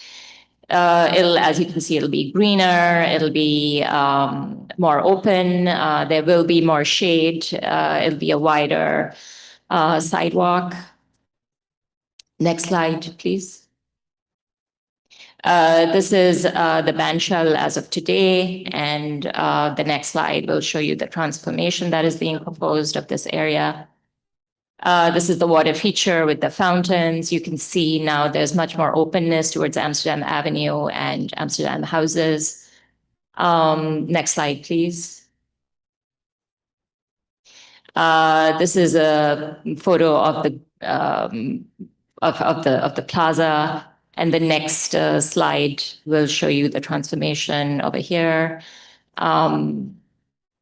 Again, lots more trees, everything is more accessible, more shade. And overall, the reason why I think this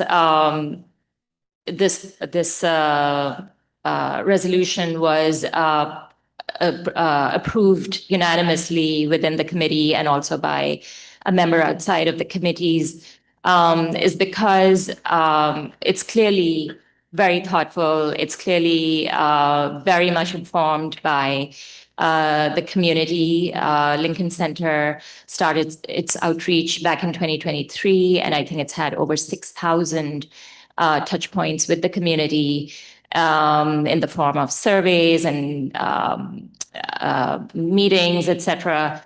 So the design is not only a huge improvement, but it is also much more inclusive and thoughtful.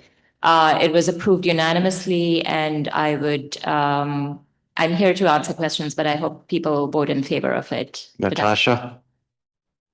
Yes.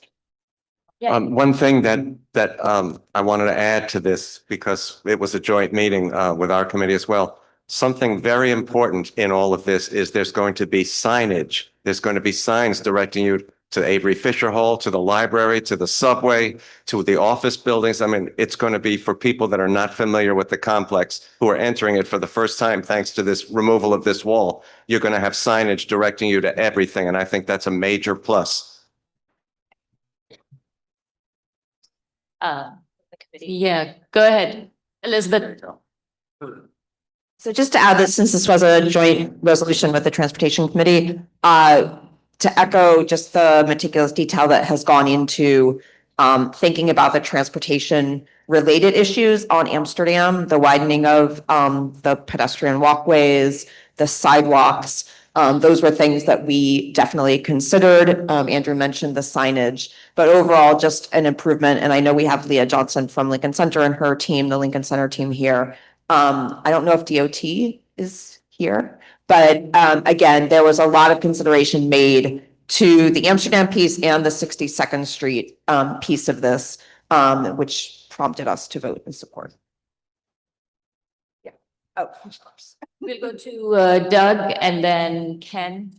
I just want to offer my full-throated support for this. This is a wonderful project. We're righting the wrongs of Robert Moses, where the rump of that building has been facing Amsterdam Avenue. I am witness to the fact that Lincoln Center has done extraordinary outreach, not only to the community board, but to the community-based organizations, housing ancestors of San Juan Hill. I'm very proud of this. We are so lucky to have a world-class institution like this within our district, and I urge full support of this. We can go to Ken and then Jay. Natasha, Minna over there. Oh, yes, we'll go there. I'll take the mic. I'll get it to Ken. Everyone will be heard.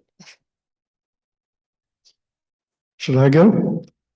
Okay. Yeah, yes. Yeah, I totally agree with Doug. I just, well, I'm on the Transportation Committee, and unfortunately, I had to leave after about a half an hour of attending your meeting, the joint meeting. And I did send a comment, but I didn't see it in the resolution, so I wanted to bring it up here.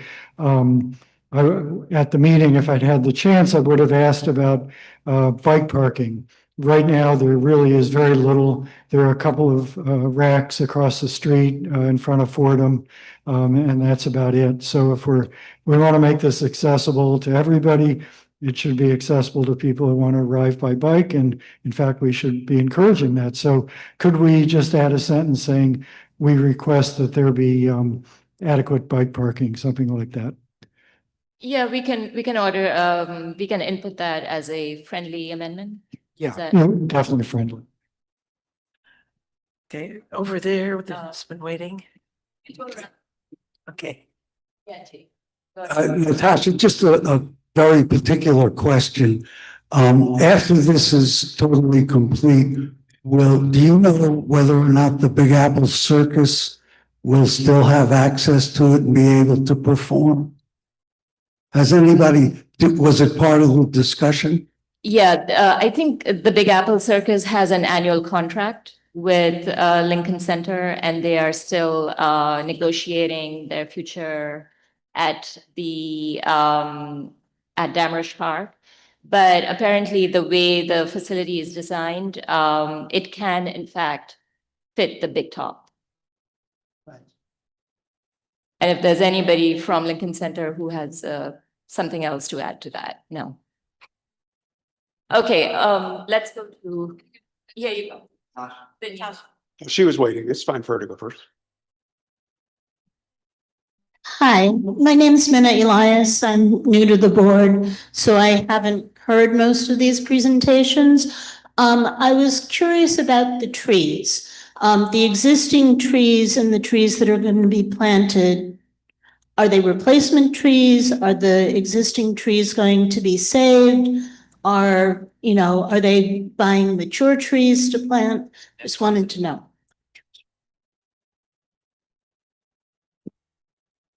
That's a good question. And I'm going to actually ask somebody from Lincoln Center to answer that question, just because I don't want to misspeak.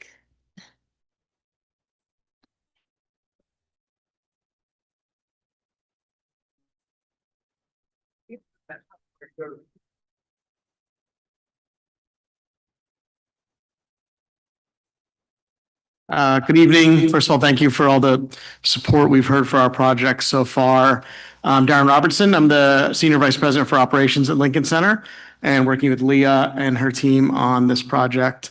The question about trees, the entire park is built on structure. It's essentially a park sitting on the roof of sitting on a 60-year-old roof that has a failed infrastructure underneath, a failed waterproofing, failed expansion joints. So unfortunately, the entire park, the entire structure has to come off, and that includes all of the existing trees.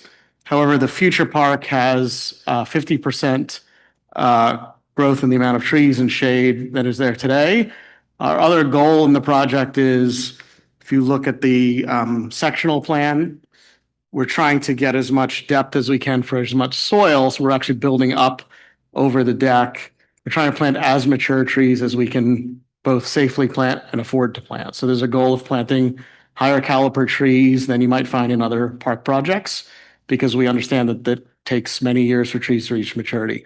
We are evaluating the feasibility of some of the transplantation of some of the existing trees, but notably some of the trees that exist there today were replacement trees 15, 20 years ago. They are not native. They were not well selected species. And there's also the question of whether transplanted trees would survive a 2-year period of time in between.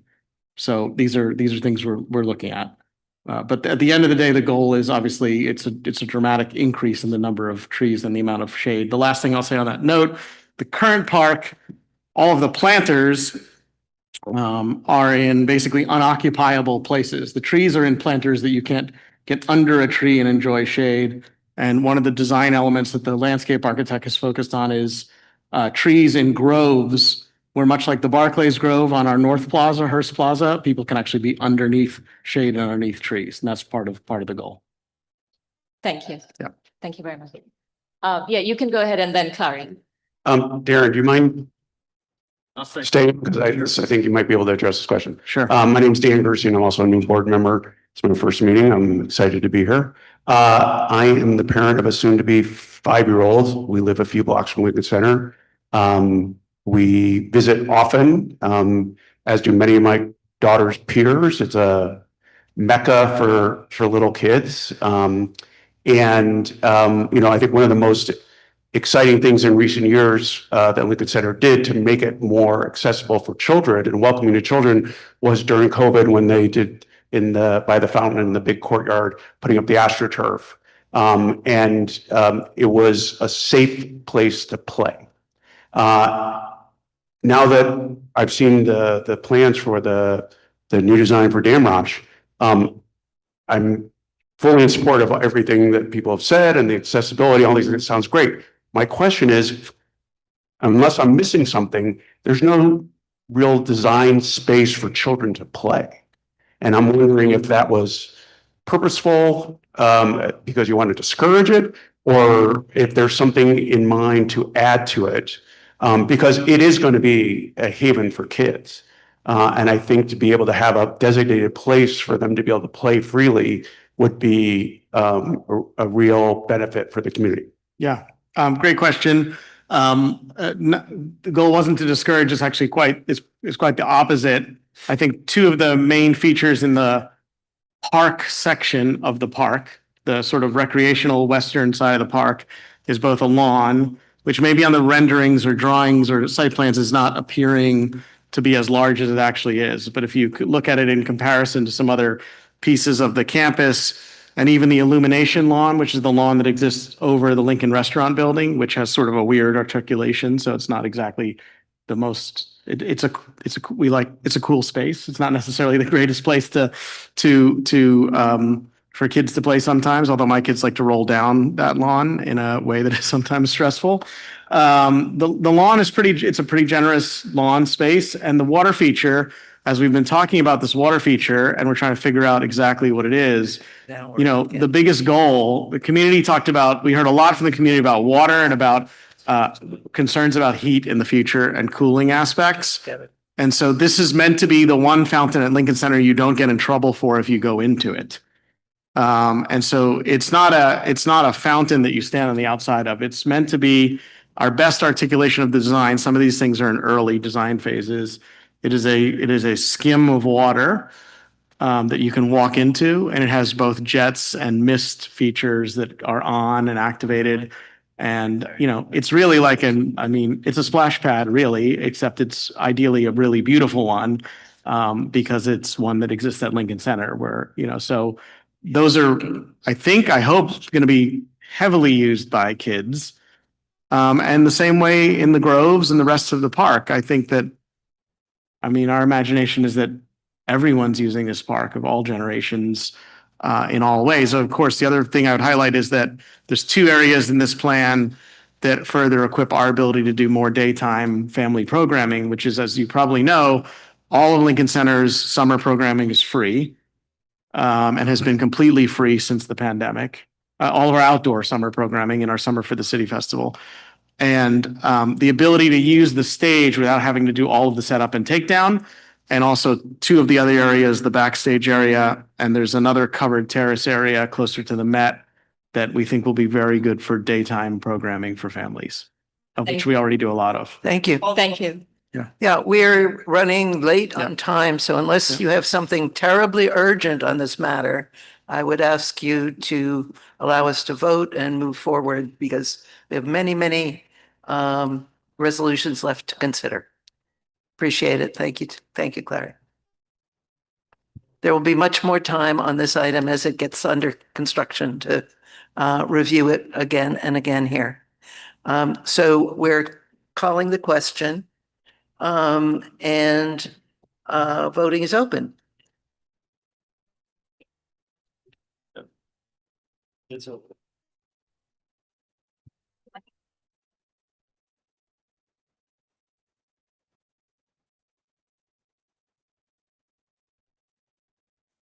Just 30 more seconds on this. And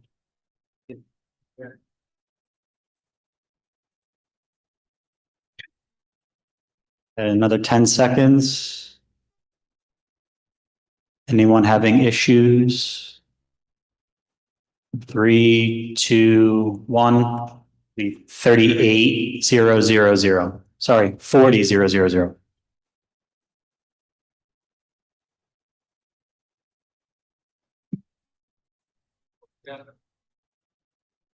Ken, the floor is yours, please. Go, start. Shall I start? Okay. I'm going to present the Health and Human Services resolutions. I'm Ken Coughlin. I'm co-chair of Health and Human Services. Hold on, sorry. Hold on. Housing, sorry. Oh. Sorry, Ken. That's on me. Sorry. Starts with an H. You're after Seema. Thank you. Okay, I think I have one slide to show. We're here to discuss the Bell Nord building, a retail space within it. It's on if you're looking at the intersection, it is the northeast corner of the intersection or the southwest corner of the building. You've probably all just walked by it on your way here.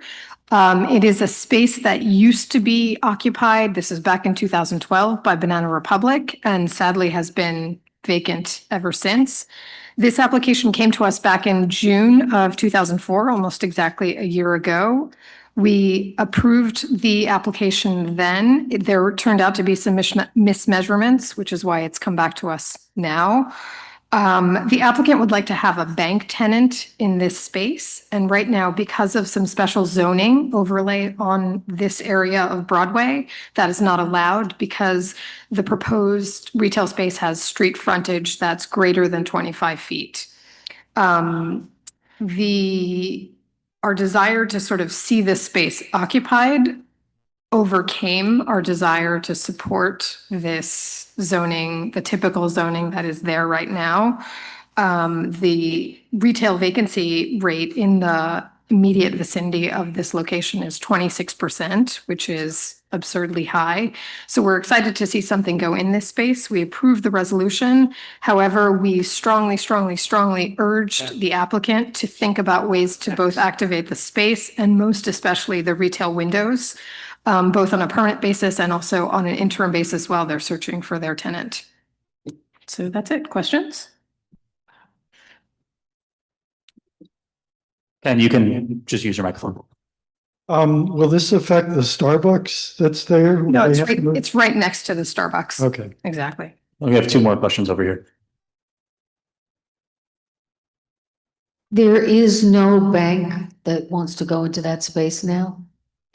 Right now, a bank is not allowed in that space because of the street frontage. Oh. If the changes are approved. The applicant tells us there is interest, but we don't know the tenant for sure. Hi, I was just curious what the justification, like why there was a 25-foot zoning rule in the first place. So it was actually done by our council person, Gail Brewer. And the idea was, I think it was back in 2018 that this happened. And the idea was to really promote more retail vibrancy, different tenants. That was a time when every corner seemed to be taken over by Walgreens and banks. And so this was an attempt to kind of vary that. I just want to point out that while Gail Brewer's effort was to promote mom and pops in the neighborhood, in fact, this particular location used to be a bank. When I was growing up, this was where I opened my first bank account. Okay. Call to question. Very poetic. Voting is open. And then Ken, you'll be up after this. Sorry about that.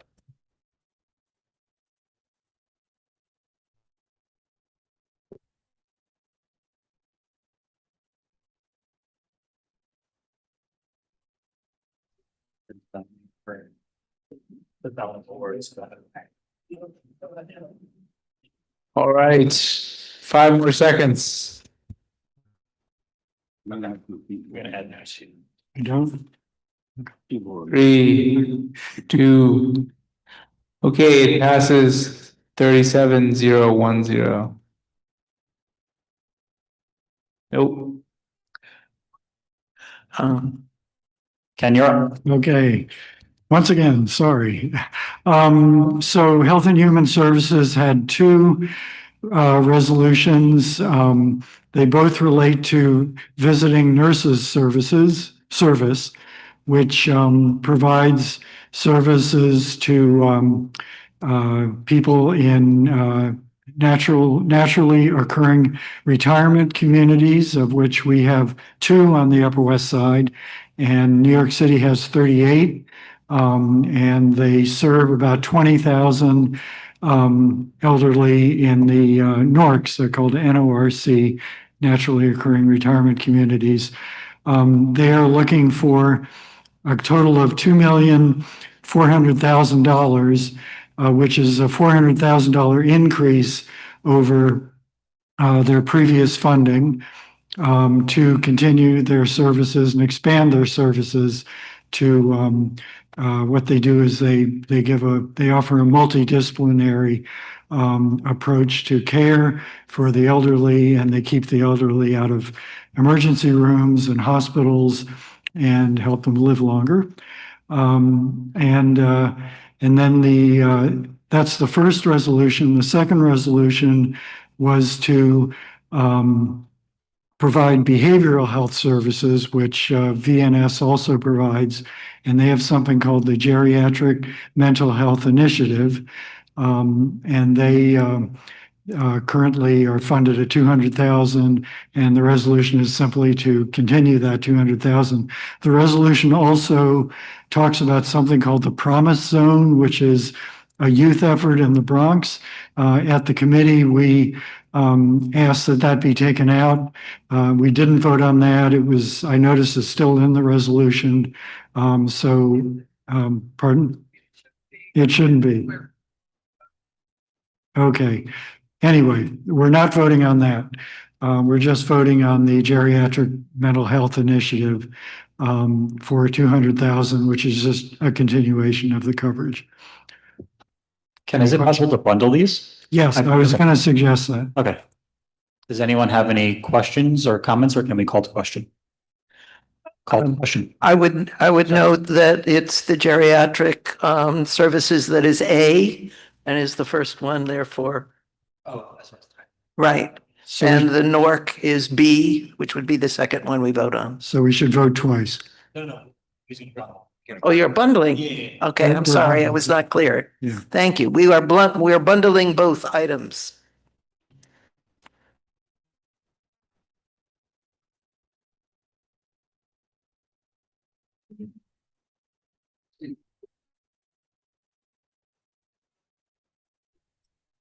Thirty more seconds here.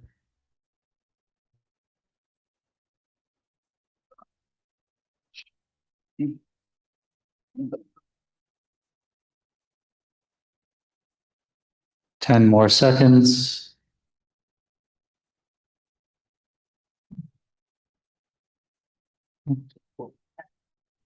Final vote is 40-0-0-0, carries. Thank you. Transportation is next. Where are we? Sorry. No, we'll do it in the order. Let's not, we adopted this agenda, so.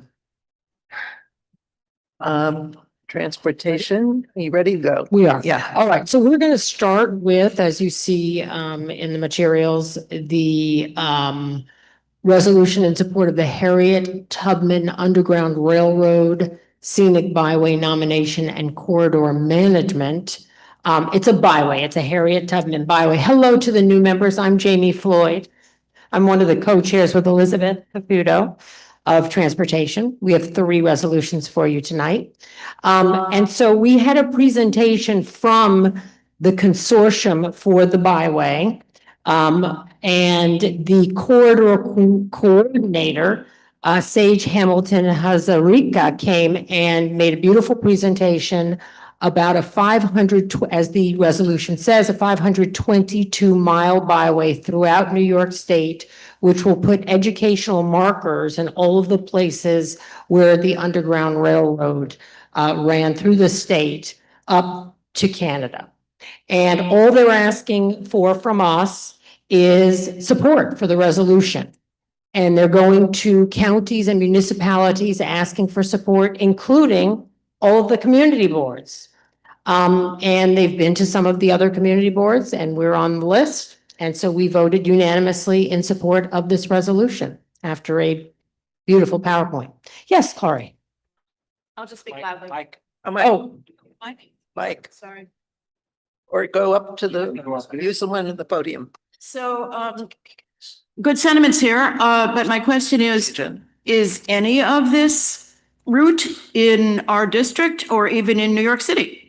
No, there's a map that was provided to us of all of the stops along the way, most of which are north of us in the Hudson Valley and beyond, all the way up through Rochester, and as you can imagine, going toward the border. But what they are looking for is, as we say in fundraising, 100% participation. So they've gotten support from 22 of 57 municipalities and counties. But they're just looking for support because they want collaboration and, mutuality of support as they go through this process.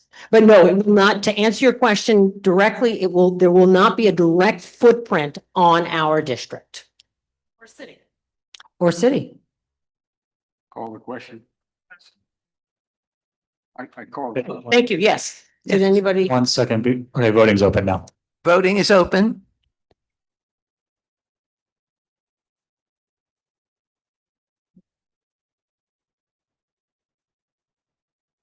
All right. 10 seconds.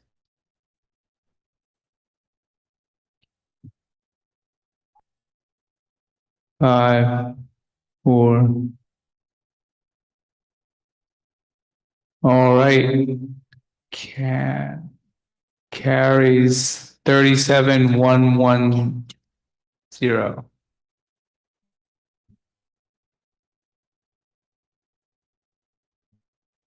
Thank you. All right, so the next item for us is on a resolution in support of banning of non-essential helicopter flights over New York City. If this sounds familiar, Community Board 7 has voted on this numerous times, this issue, both in 2020 and 2021, I believe both unanimously in support of various types of bans of these non-essential helicopters. This really came out of importance to us given what had been in the news and what most of you read with the most recent fatality of a tourist helicopter in which 6 people died in April of this year.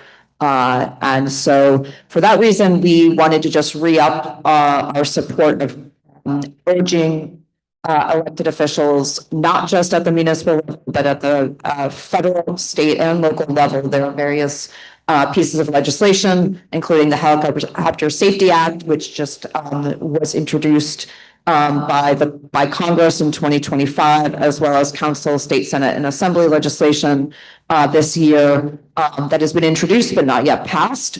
We wanted to urge, as the resolution states, the following up and making sure that those pieces of legislation get passed. So we voted unanimously in support of the resolution. Any questions or it's called to question? Okay, call to question. Voting's open.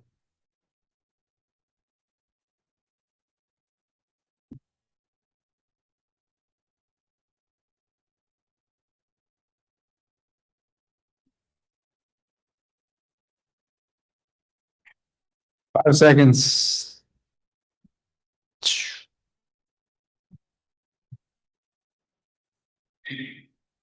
All right, that carries 37-000. All right, final item came out of, it relates to the criminal summons discussion that has been emerging, complaints about e-bikes that have led to an announcement by the police department on the issuing of criminal summons towards cyclists. And Ken brought this resolution to the committee's attention, and we're going to turn it over to him to present it.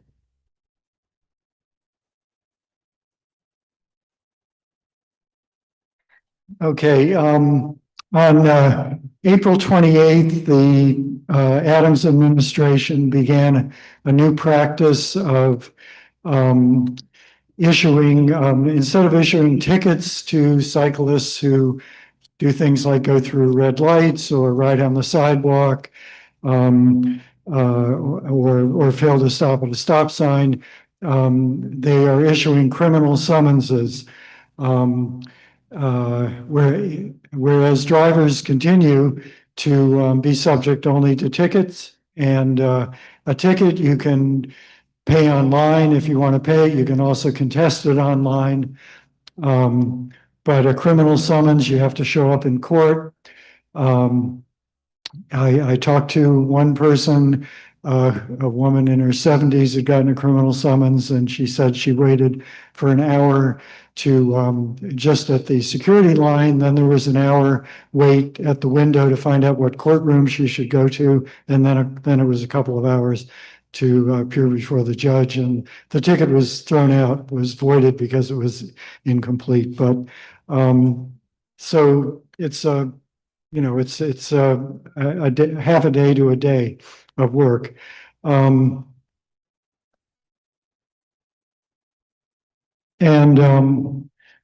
You would think that given this differential in penalties and enforcement, that bicycles would be much more dangerous than cars, but of course, the reverse is the case.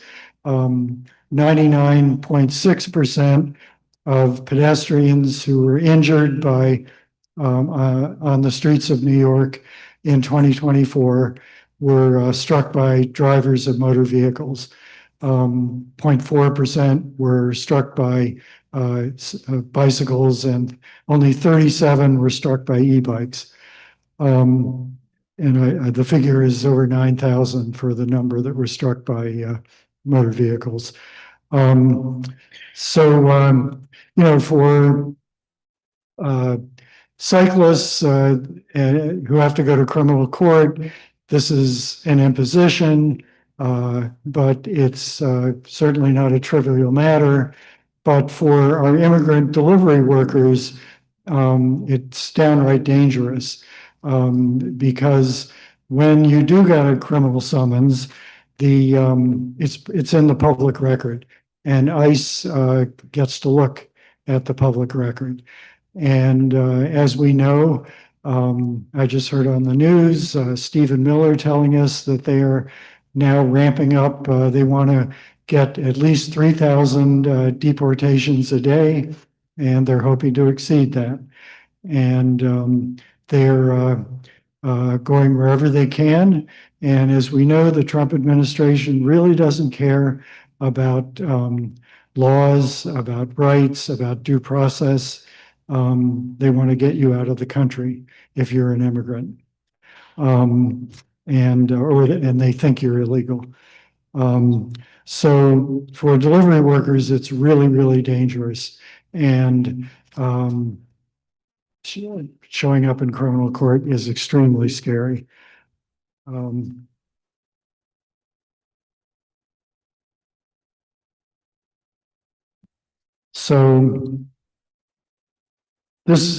I just wanted to mention that the resolution acknowledges that this is an issue, but there are other ways to address this problem.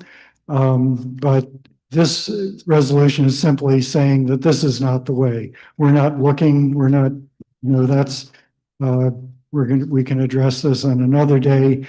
Brad Hoylman was talking about some of his stuff at the state legislature, such as holding the app companies responsible for incentivizing unlawful behavior, which they actually are doing. But that's a discussion for another day. What this resolution simply says is this should not be happening, that we should have this disparate enforcement when the threat on the streets is so disproportionate. And also that it puts immigrant workers in such grave danger. So it's just simply unjust. The Upper West Side has a history of standing against injustice, going back to the civil rights movement, if not before. So I'd ask us to, with a unified voice, stand against this injustice. Yes. So I'm just going to speak out in opposition to this. While I hear all of your points, I think, what we've been, it's very clearly a problem, as you yourself acknowledge, that the behavior of cyclists in both this community and in the city, what we have been trying as far as ticketing is not working. And so the summonses do seem to be having some sort of impact. I don't mean to be, insensitive to any of the other statuses of people throughout the city. I'm fully in support of their rights to be here. And, I think the threat of ICE, this is a transportation issue. Like if ICE is doing something, that just doesn't seem to, it's not relevant to me in this case. I think, if you're saying that there are no summonses for vehicular issues and they are for cyclists, then we should have them for motor vehicles as well. I feel more unsafe crossing a bike lane in this neighborhood than I do crossing a roadway. It's whether it's in the park, whether it's on Central Park West, even walking here, every time I come to one of these meetings, I'm more concerned about that. And again, it's not to say that I'm not sensitive to how this is affecting people who might need this for their livelihood, but we are also citizens. We are also people who have a right to be here and have a need for safety. I won't be lengthy. My colleague to the right has been eloquent, and he is a person physically fit, younger by a long shot than I am. But your arguments are naive in asking us to refrain from engaging in a greater supervision and of bicyclists, and indeed that there are to be rules for bicyclists, which in my limited experience, almost always members of transportation alternatives who are wonderful people almost never welcome the kind of regulation that is necessary even for messengers. I don't want to interfere with their living. If anybody crosses the street, one takes one's life in one's hand all the time. So I just want to say I am in favor of this resolution, and I deeply regret my good colleagues' arguments, but they're wrong. She's in Yeah, favor. I got it. We're gonna go 1, 2, 3, 4, 5. Oh, hi. I was reading through the notes on like the resolution and stuff, and it says here that last year about 95% of criminal summonses for sidewalk riding were issued to Black or brown New Yorkers, and 92% were issued for reckless bike operation when New Yorkers of color.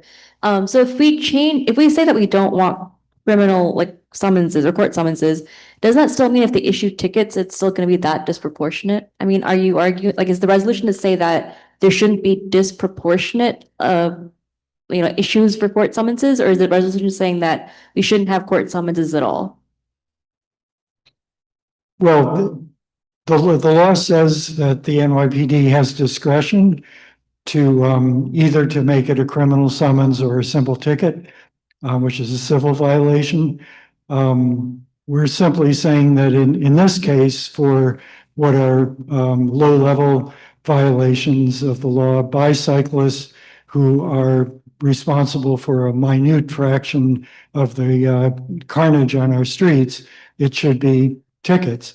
When the police have issued criminal summonses, which they did before the city council started to restrain them a few years ago, the criminal summonses were overwhelmingly issued to people of color. And there's no reason to expect that wouldn't, and no reason to expect that to change with this. Oh. I think it would be helpful if the language of the resolution included some acknowledgement of the disproportionate issuing of the criminal court summonses, or the court summonses, because it doesn't actually acknowledge that the part of the issue or part of the argument is that like there's a disproportionate issuing of court summonses to certain people, right? That's my opinion, at least. Hi, everybody. My name is Hayden Brockett. I'm a new member. Thanks for the warm welcome earlier. My perspective is informed by the fact that I'm a former federal prosecutor. I've prosecuted a large number of criminal offenses, low level, high level. I've also defended things. So to answer some of the concerns that have been raised, I do not believe that the policy, so I'm in favor of this resolution. I think that the policy that the resolution is opposing has basically nothing to do in reality with street safety. It is in fact a direct reaction of Mayor Adams to Tom Homan saying that he would be up his butt to do immigration enforcement. This is primarily the effect of this will be family separations from people who are criminally prosecuted or at least even just get a criminal summons, they will come to the attention of ICE. ICE will go to their court hearings and it will result in their deportation. That is the practical upshot, because as the supporter has said, forgive me, Ken, thank you, has said, people who get these criminal summonses who are like me are white, privileged people whose family have been here for generations, have the ability to go to court to point out that the NYPD is wrong in issuing these summonses, as they are many, many times. And it will be at most a hassle for me because I'm a white, straight male who's a United States citizen. But simply the act of showing up for that criminal summons will result in the deportation and the family separation of people who are not as privileged as the people in this room. I'm not going to ask for a show of hands, but the folks in this room probably have legal status in the United States and are probably citizens, because recall that this administration actively right now is targeting people who have legal permanent resident status, not because they have any criminal records, but because of their speech. That's just a matter of fact. This current policy, which is taking the guise, unfortunately, of street safety, which we all support. I have kids, I walk, I do bike, but I also walk, and I know that there are real street safety issues. The NYPD's policy is a result of Eric Adams having Tom Homan's butt, up his butt, to use his phrase. And this is a way to, under the guise of street safety, enact punishment on immigrant workers to fund the machine that wants to give deportations. So just be clear, if you are issued a criminal summons unfairly, you have the ability to go fight that in court if you are a United States citizen. If you are issued a non-criminal summons for violating the law on a bike of any kind and is a non-criminal summons, you will be deterred.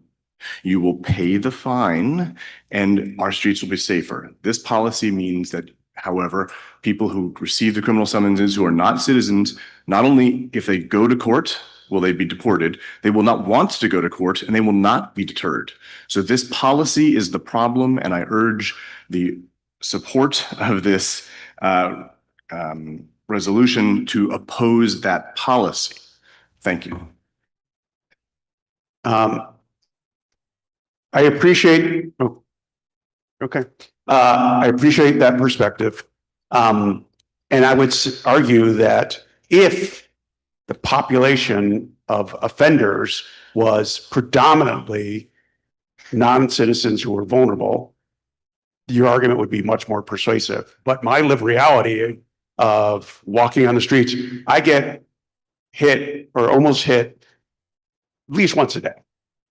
And I would argue that it's a greater proportion of straight white men who are ignoring traffic laws. So I think we have a classic clash of competing interests here. And I'm a little bit at a disadvantage, this being my first meeting. I'm not familiar with the history, the debate of this body on this issue. That said, this is a massive public safety problem. So I think it's a mistake to minimize it, just sort of say we acknowledge in the resolution that it's a problem. This is a serious, serious problem that puts lives at risk. And there is a serious problem with deterrence.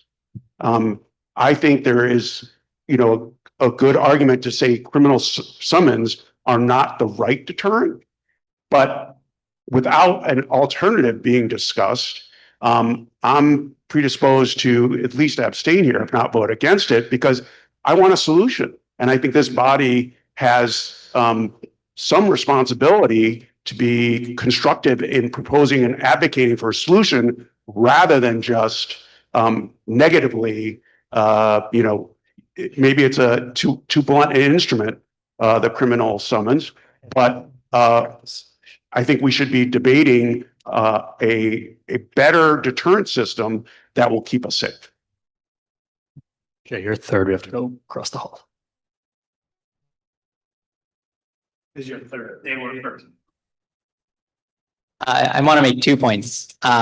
First, as a straight white man who in their 20s in front of Lincoln Center was given a ticket for running a red light on a bicycle and paid the $190 and has not run a red light since. I think the existing system is very sufficient at deterring people.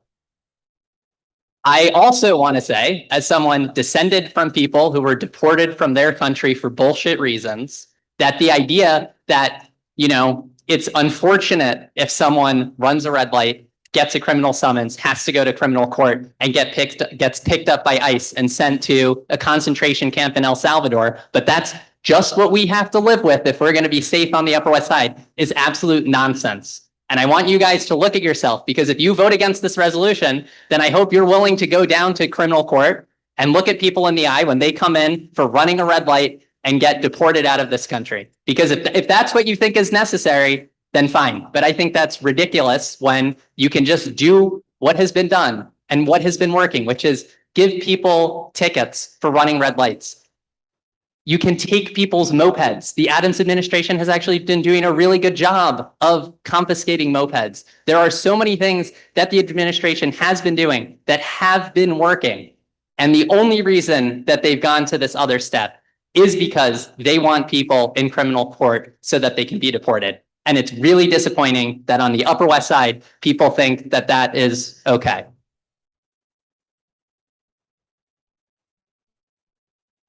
I agree that a criminal summons is absolutely overkill in this case, but I have a very good friend who was hit by an e-bike at 72nd Street and Broadway in broad daylight, and there was no policeman present, and there was no police for another 1 or 2 or 3 incidents that I heard about.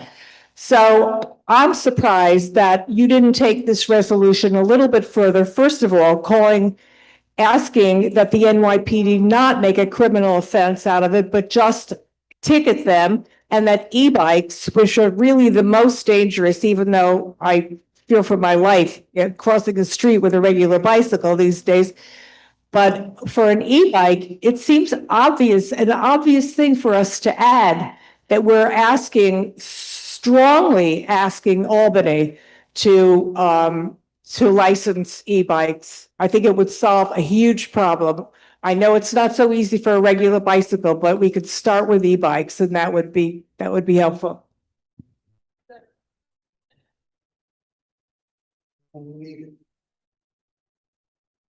Let me explain in response to Dan. Is that correct? First of all, in my opinion, this deportation issue is a red herring. There's a huge difference between cyclists, both e-bikes and regular bikes, and the answer, as Barbara has pointed out, is registration and licensing. This board, first in September of 2021, passed a resolution asking that all of the appropriate government agencies, state DOT, city DOT, NYPD, the mayor, the governor, etc., evaluate this problem, including registration, licensing, safety regulations, and come up with a program. We heard back nothing from anyone. So in December 2021, this board passed another resolution specifically calling for registration and licensure of e-bikes. And as far as the so-called deliveristas are concerned, part of that resolution was requiring the corporations that contract and employ these people to foot the bill for registrations and for the licensure. Recently, at the City Council hearings on this program, the New York City Police Commissioner articulated the reason this program of giving summonses rather than tickets. The rationale, the underlying rationale was the lack of being able to identify the violators of the various statutes. And I would note that most of the members and some on this board, members of cycling advocacy corporation institutions, consistently voted against enforcement of the law for cyclists and e-bikes, voted against registration, voted against licensure. But the majority of members of this board passed those resolutions. These are the concerns, as I said, red herring in this thing. And that's why I asked Brad Hoyman where his bill stands on registration, because the police commissioner rationale for this program was the inability to identify and thus enforce the particular traffic laws that are being violated. If you're registered and you're licensed, you have an enforcement mechanism, which is suspension or revocation of a registration or licensure. There is no necessity for a criminal summons or an arrest. So I would support this resolution if we could add a condition that says this program should immediately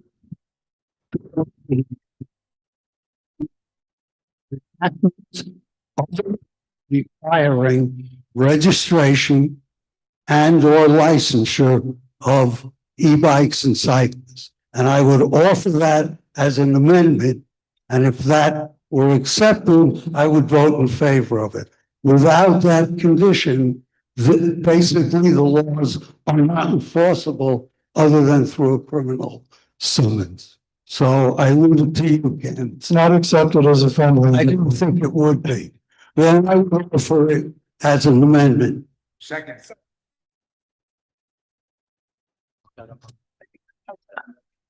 I think there's an amendment on the floor. Can you state it once clearly for folks who will need to vote on it, please? Yes, I can. Yeah, go ahead. I can state it. I would say that the program should be I wouldn't even say suspended.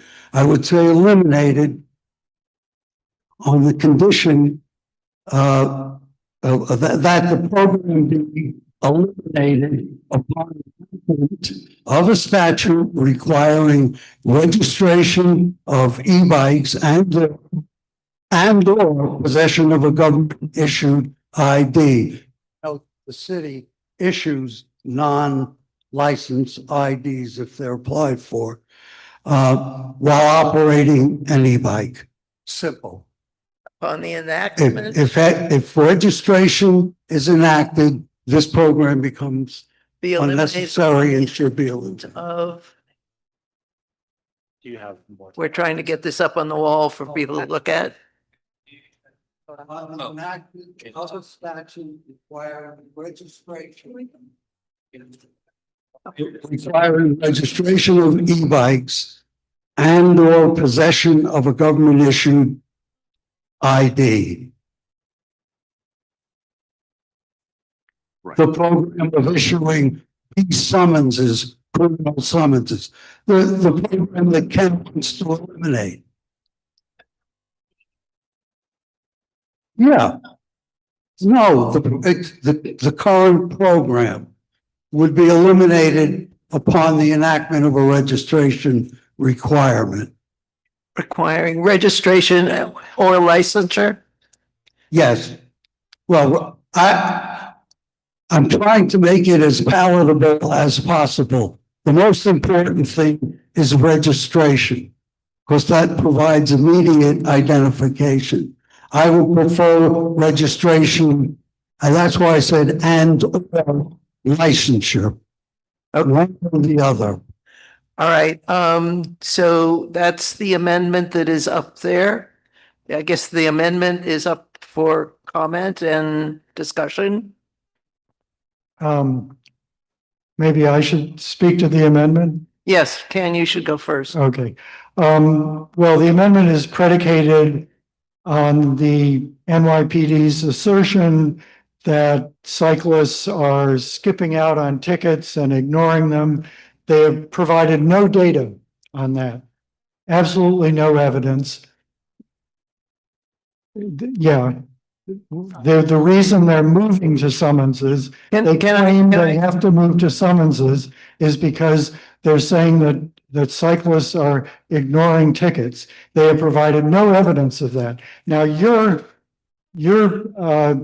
proposing. Ken, you've made the point. No, there's another point. Please listen for just a moment. It is 9:10. We have another resolution after this. I understand. I've been at most 10 minutes to get through this. For 16 years. I've been at some meetings that went till 11.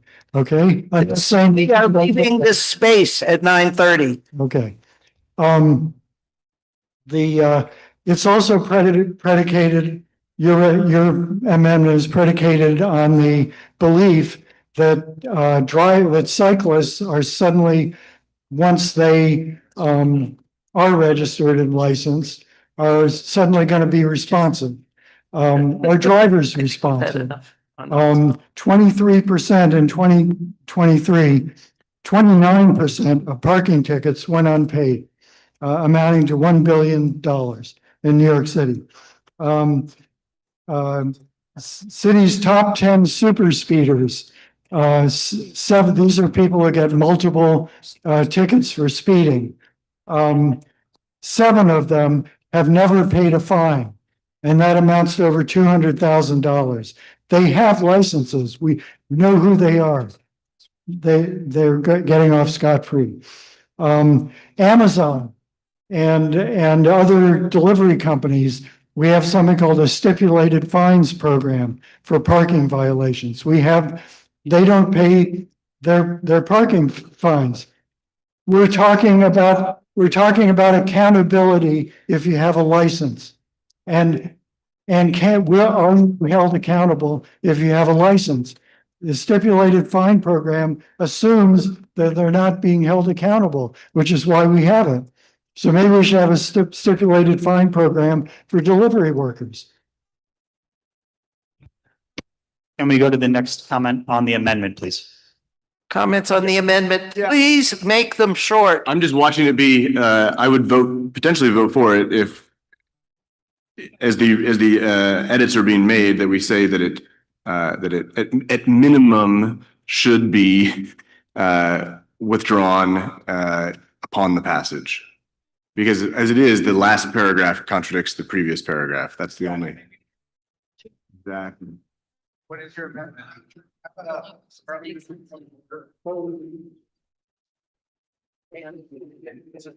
My turn.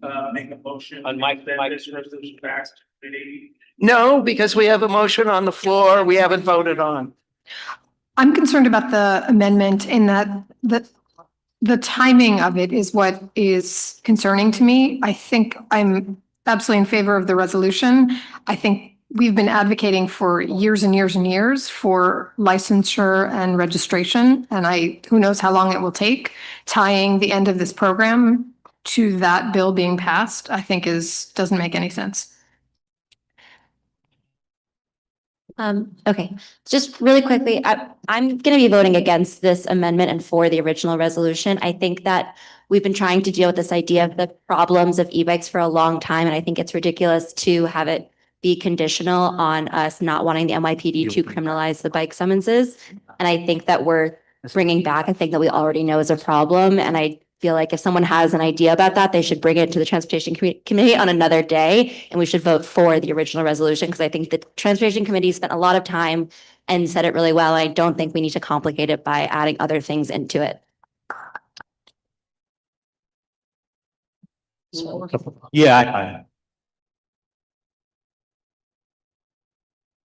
To echo that very quickly, I think this is unfortunately an unfortunate amendment. I was going to previously state on the original resolution as a whole that it's fairly straightforward, and a lot of the comments are conflating two separate issues.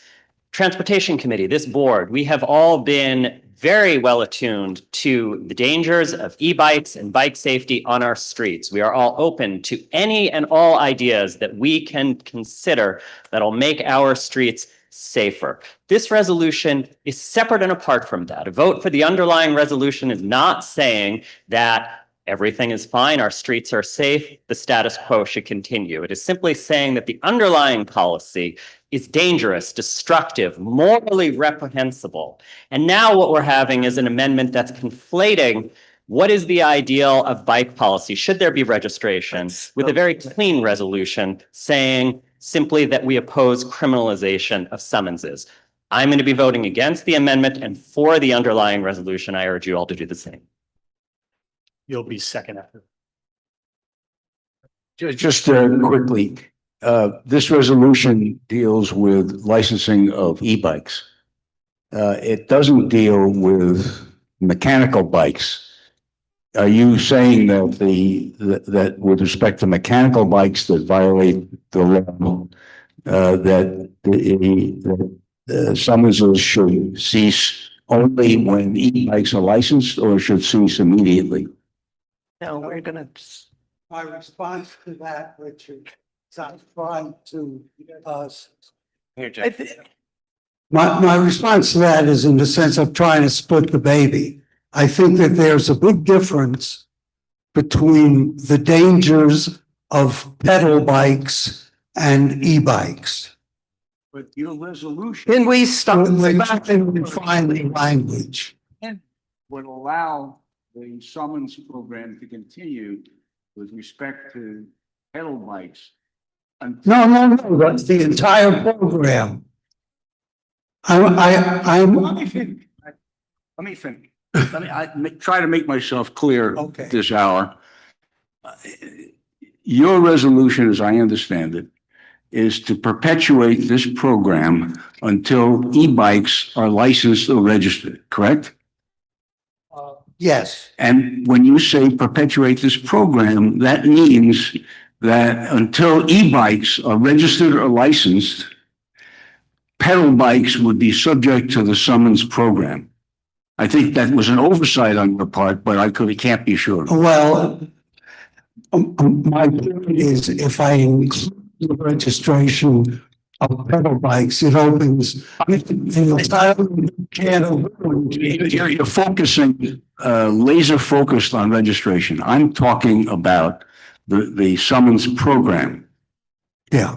Right now, if your amendment were adopted and if the resolution were passed as amended, the summons program would continue to apply to pedal bikes. And I think everyone would agree, or not everyone, but most people would agree that it shouldn't. So, I ask you to address that issue and change your amendment to take it to agree that pedal bike summonses should cease immediately.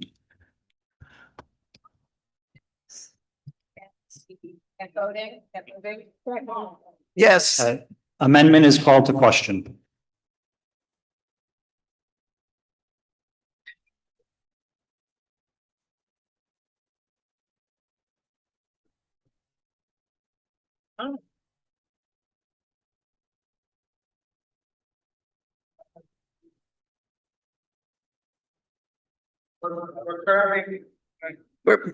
We're voting on the amendment.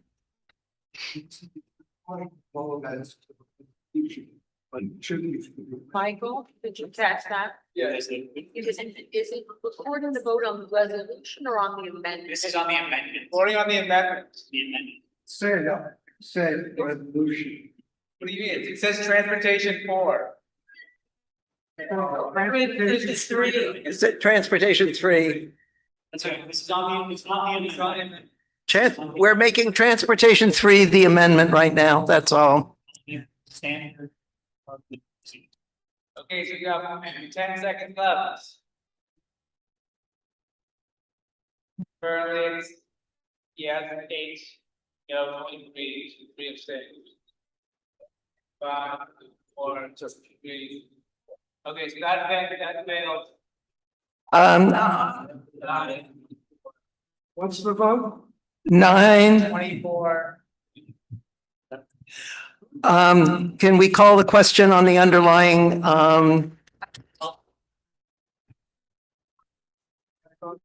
There's some Oh. who have not had a chance to speak. Here's Ron. There are folks who have not had an opportunity to speak yet. if you have spoken, you do not get to speak again on this issue. But she is not. Okay. We also have 13 minutes left in this meeting before we have to vacate the site and we have another resolution. So I just ask that we be very quick.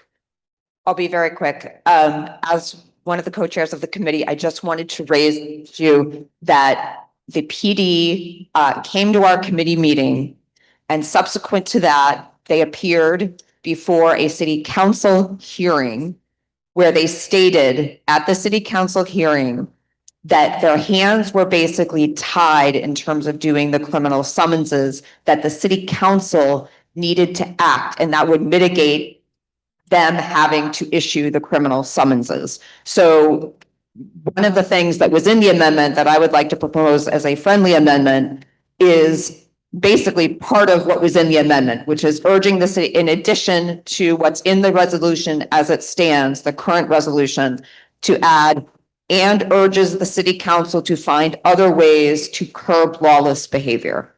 So that we would be pushing our elected officials, which is what the NYPD says is forcing them to go through with the criminal summonses as a way of dealing with this. So is that something that you would consider a friendly amendment? Yeah, I would. Okay, with that friendly amendment, you've spoken. No, I haven't. Doug hasn't gone. Okay. Since I'm right here, can I offer my friendly amendment? Yes. Will you also I think you've agreed to this already. We're not calling it a policy. Friendly amendment? Yeah, we're calling it a Practice. practice. Okay, Yeah. and I would like to strike the word, if it's still in there, prison, Prisons? jail, yes, arrest, yes, bench warrant, fine, but prison only if you've got an underlying felony that you're gonna be swept up for. So that would be my friendly amendment. I'd also like to take allegedly out. I don't think we should be in the business of getting into the head of Commissioner Tisch and editorializing about why this happened. I think just the facts, ma'am. Just the facts. I agree with that. If this was written before the commissioner testified, so then it was allegedly, now it's different. So- Thank you. And I have one more. I prefer not to say that running a red light or riding on the sidewalk is quote unquote low level. I know that in the law it is considered that, but I think many people in this room and in our community would rather none of us run a red light in whatever kind of vehicle we're operating. So I would prefer to take that a small friendly amendment there. Those are mine. If we do those, I can vote for it. I agree. Thank you. Okay. Oh, and we are in CB7, not just CB7. There are some others. Oh, okay. All right, I just want to say there was a lot of discussion at the committee.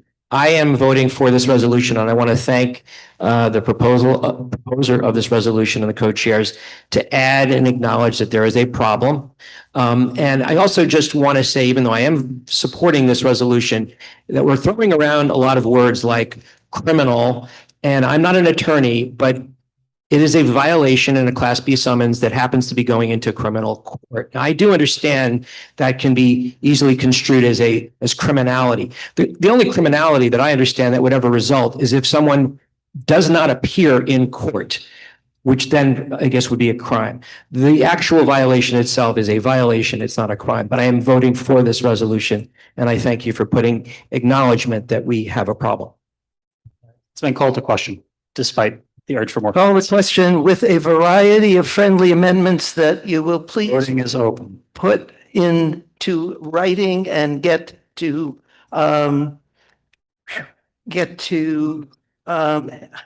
co-chairs as well as the office staff by tomorrow morning. please. Thank you. Voting is open. The insinuation that I don't care about started stuff. It's incredibly rude. Nothing about me, nothing about my life. I think that is so unfair. And you're total.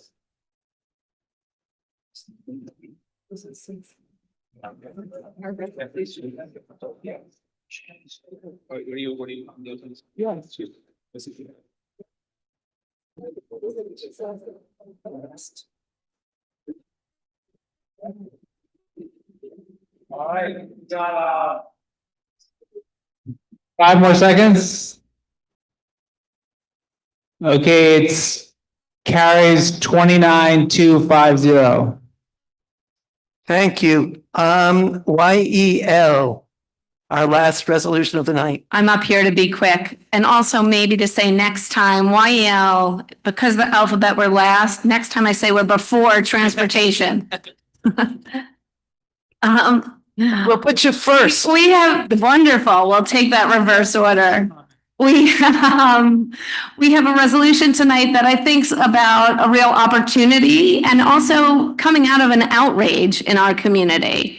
We discovered that there is a huge, beautiful pre-K center that is empty that the DOE has paid for and paid to build out on 66th Street and Broadway. That's 1972 Broadway. It's the former Century 21 space. It is gorgeous. I got to do a walkthrough with our council member Brewer. It has 15 available classrooms. It is, if you know the space, it is not the retail space you see where Century 21 was, but the upstairs spaces. It's 3 floors, 15 classrooms. It's shrouded in a little bit of secrecy because the space is empty now. No children are there, despite it being built out and completed for children to be in there. Not totally clear on when the DOE took over the space, but School Construction Authority did the complete build out down to like chairs and smart boards and the little like mats to nap on. It's like every child would love to be in this building and every teacher would love to teach in this building. So what we're calling on is for the DOE to actually get in action and get some students in this space. We do think we want to prioritize, or we do want to prioritize it for preschool. It is currently built out and approved for occupancy by children, by young children. It's actually approved for 3 to 5-year-olds right now. If you wanted a variance on that, you'd probably have to go back and get additional approvals and additional licensing. We have raised this issue to our district superintendent, and it's been moved up from that to the school's chancellor. Right now, they are pushing back because they're like, there's not enough demand for these 15 beautiful classrooms for 3K and pre-K. I'm sure you know that the city has expanded to a 3K program. So 3-year-olds have a classroom, pre-K is 4-year-olds, and then kindergarten is traditionally the turning 5 year, you enter kindergarten. So we would like to see it used for 3K and pre-K. If there is more space than needed, you know, complementary educational services could take a small section of that.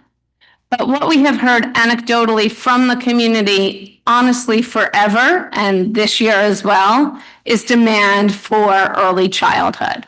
We hear it consistently from parents. I happened to troll the Upper West Side Mamas Facebook group last week and saw 2 parents post that, yes, they got a pre-K match, I guess for the word, but it was in Brooklyn and they're on the Upper West Side. So the city will say like every child has been offered a seat, and that is true. That is their policy name. It does not mean it's a seat that's necessarily accessible for that family. So we strongly believe that there is demand in District 3, in CB7, in the Lincoln Square area. We have also spoken to school principals in the area, which say that they have waiting lists for pre-K seats that are over 100 families long. We know that there are private pre-Ks in the community, that people do go there, not that they're of lesser education, but that most families don't want to be paying up to $30,000 a year for something that the city has promised it would provide to all of our citizens. So we see really strong demand for this. I really urge you to support us in calling on the DOE to occupy this space with an early childhood center. We want to see children in there in September. I do honestly think if we light a fire and really push, that is a possibility, because families don't always know where they're going to send their kids in September until late August. Like, you're willing to move in the summer because they're little. It's not like they're returning to the same year. The additional issue that I'd like to add on to that is that we do have some pre-K and 3K seats located in DOE public elementary schools in the district. However, there are a very small number of seats. It's usually like 1 to 2 classrooms per building. But the other pressure coming onto our elementary schools this year is that the class size cap is coming in.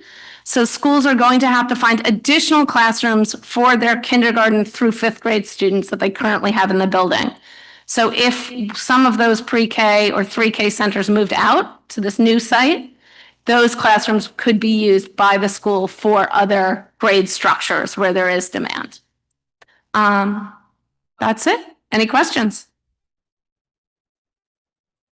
I have to disclose because I work on the team that leased the property to the School Construction Authority and the Board of Ed. I obviously support this resolution, and I can tell you that the landlord loved to have a school there because they wouldn't have leased it to the school to begin with. So I cannot vote, but we hope there are going to be kids in that school soon. Thank you. Can we call a question? I think we have 2 quick questions. Elizabeth, and she has a mic. Go. Good evening, everyone. Happy to be here. I support the resolution, but I work for the DOE, so I will abstain. Okay. Yeah. Super quick question. Something was mentioned about the fact that there wasn't playground in the, something to do with a playground in the It does facility. not have outdoor play space, but it does have 2, the word is something less than a gym. I can't think of the word. Holding it up, or was that? That was not why they were holding it up, but that is part of why it would not be appropriate for older age groups. Okay, we're Voting is ready to open. vote All right. now. Let's vote. And Lottie, if you want to not vote for cause, write the word cause, C-A-U-S-E. Right.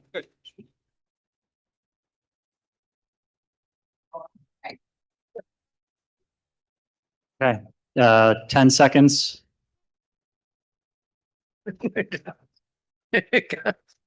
Right down to the wire.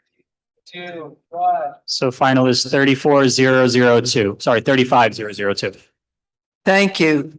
I assume we have no new business, and I would take a motion to adjourn. So moved. So moved. Seconded? Seconded. All in favor? Aye. Oh.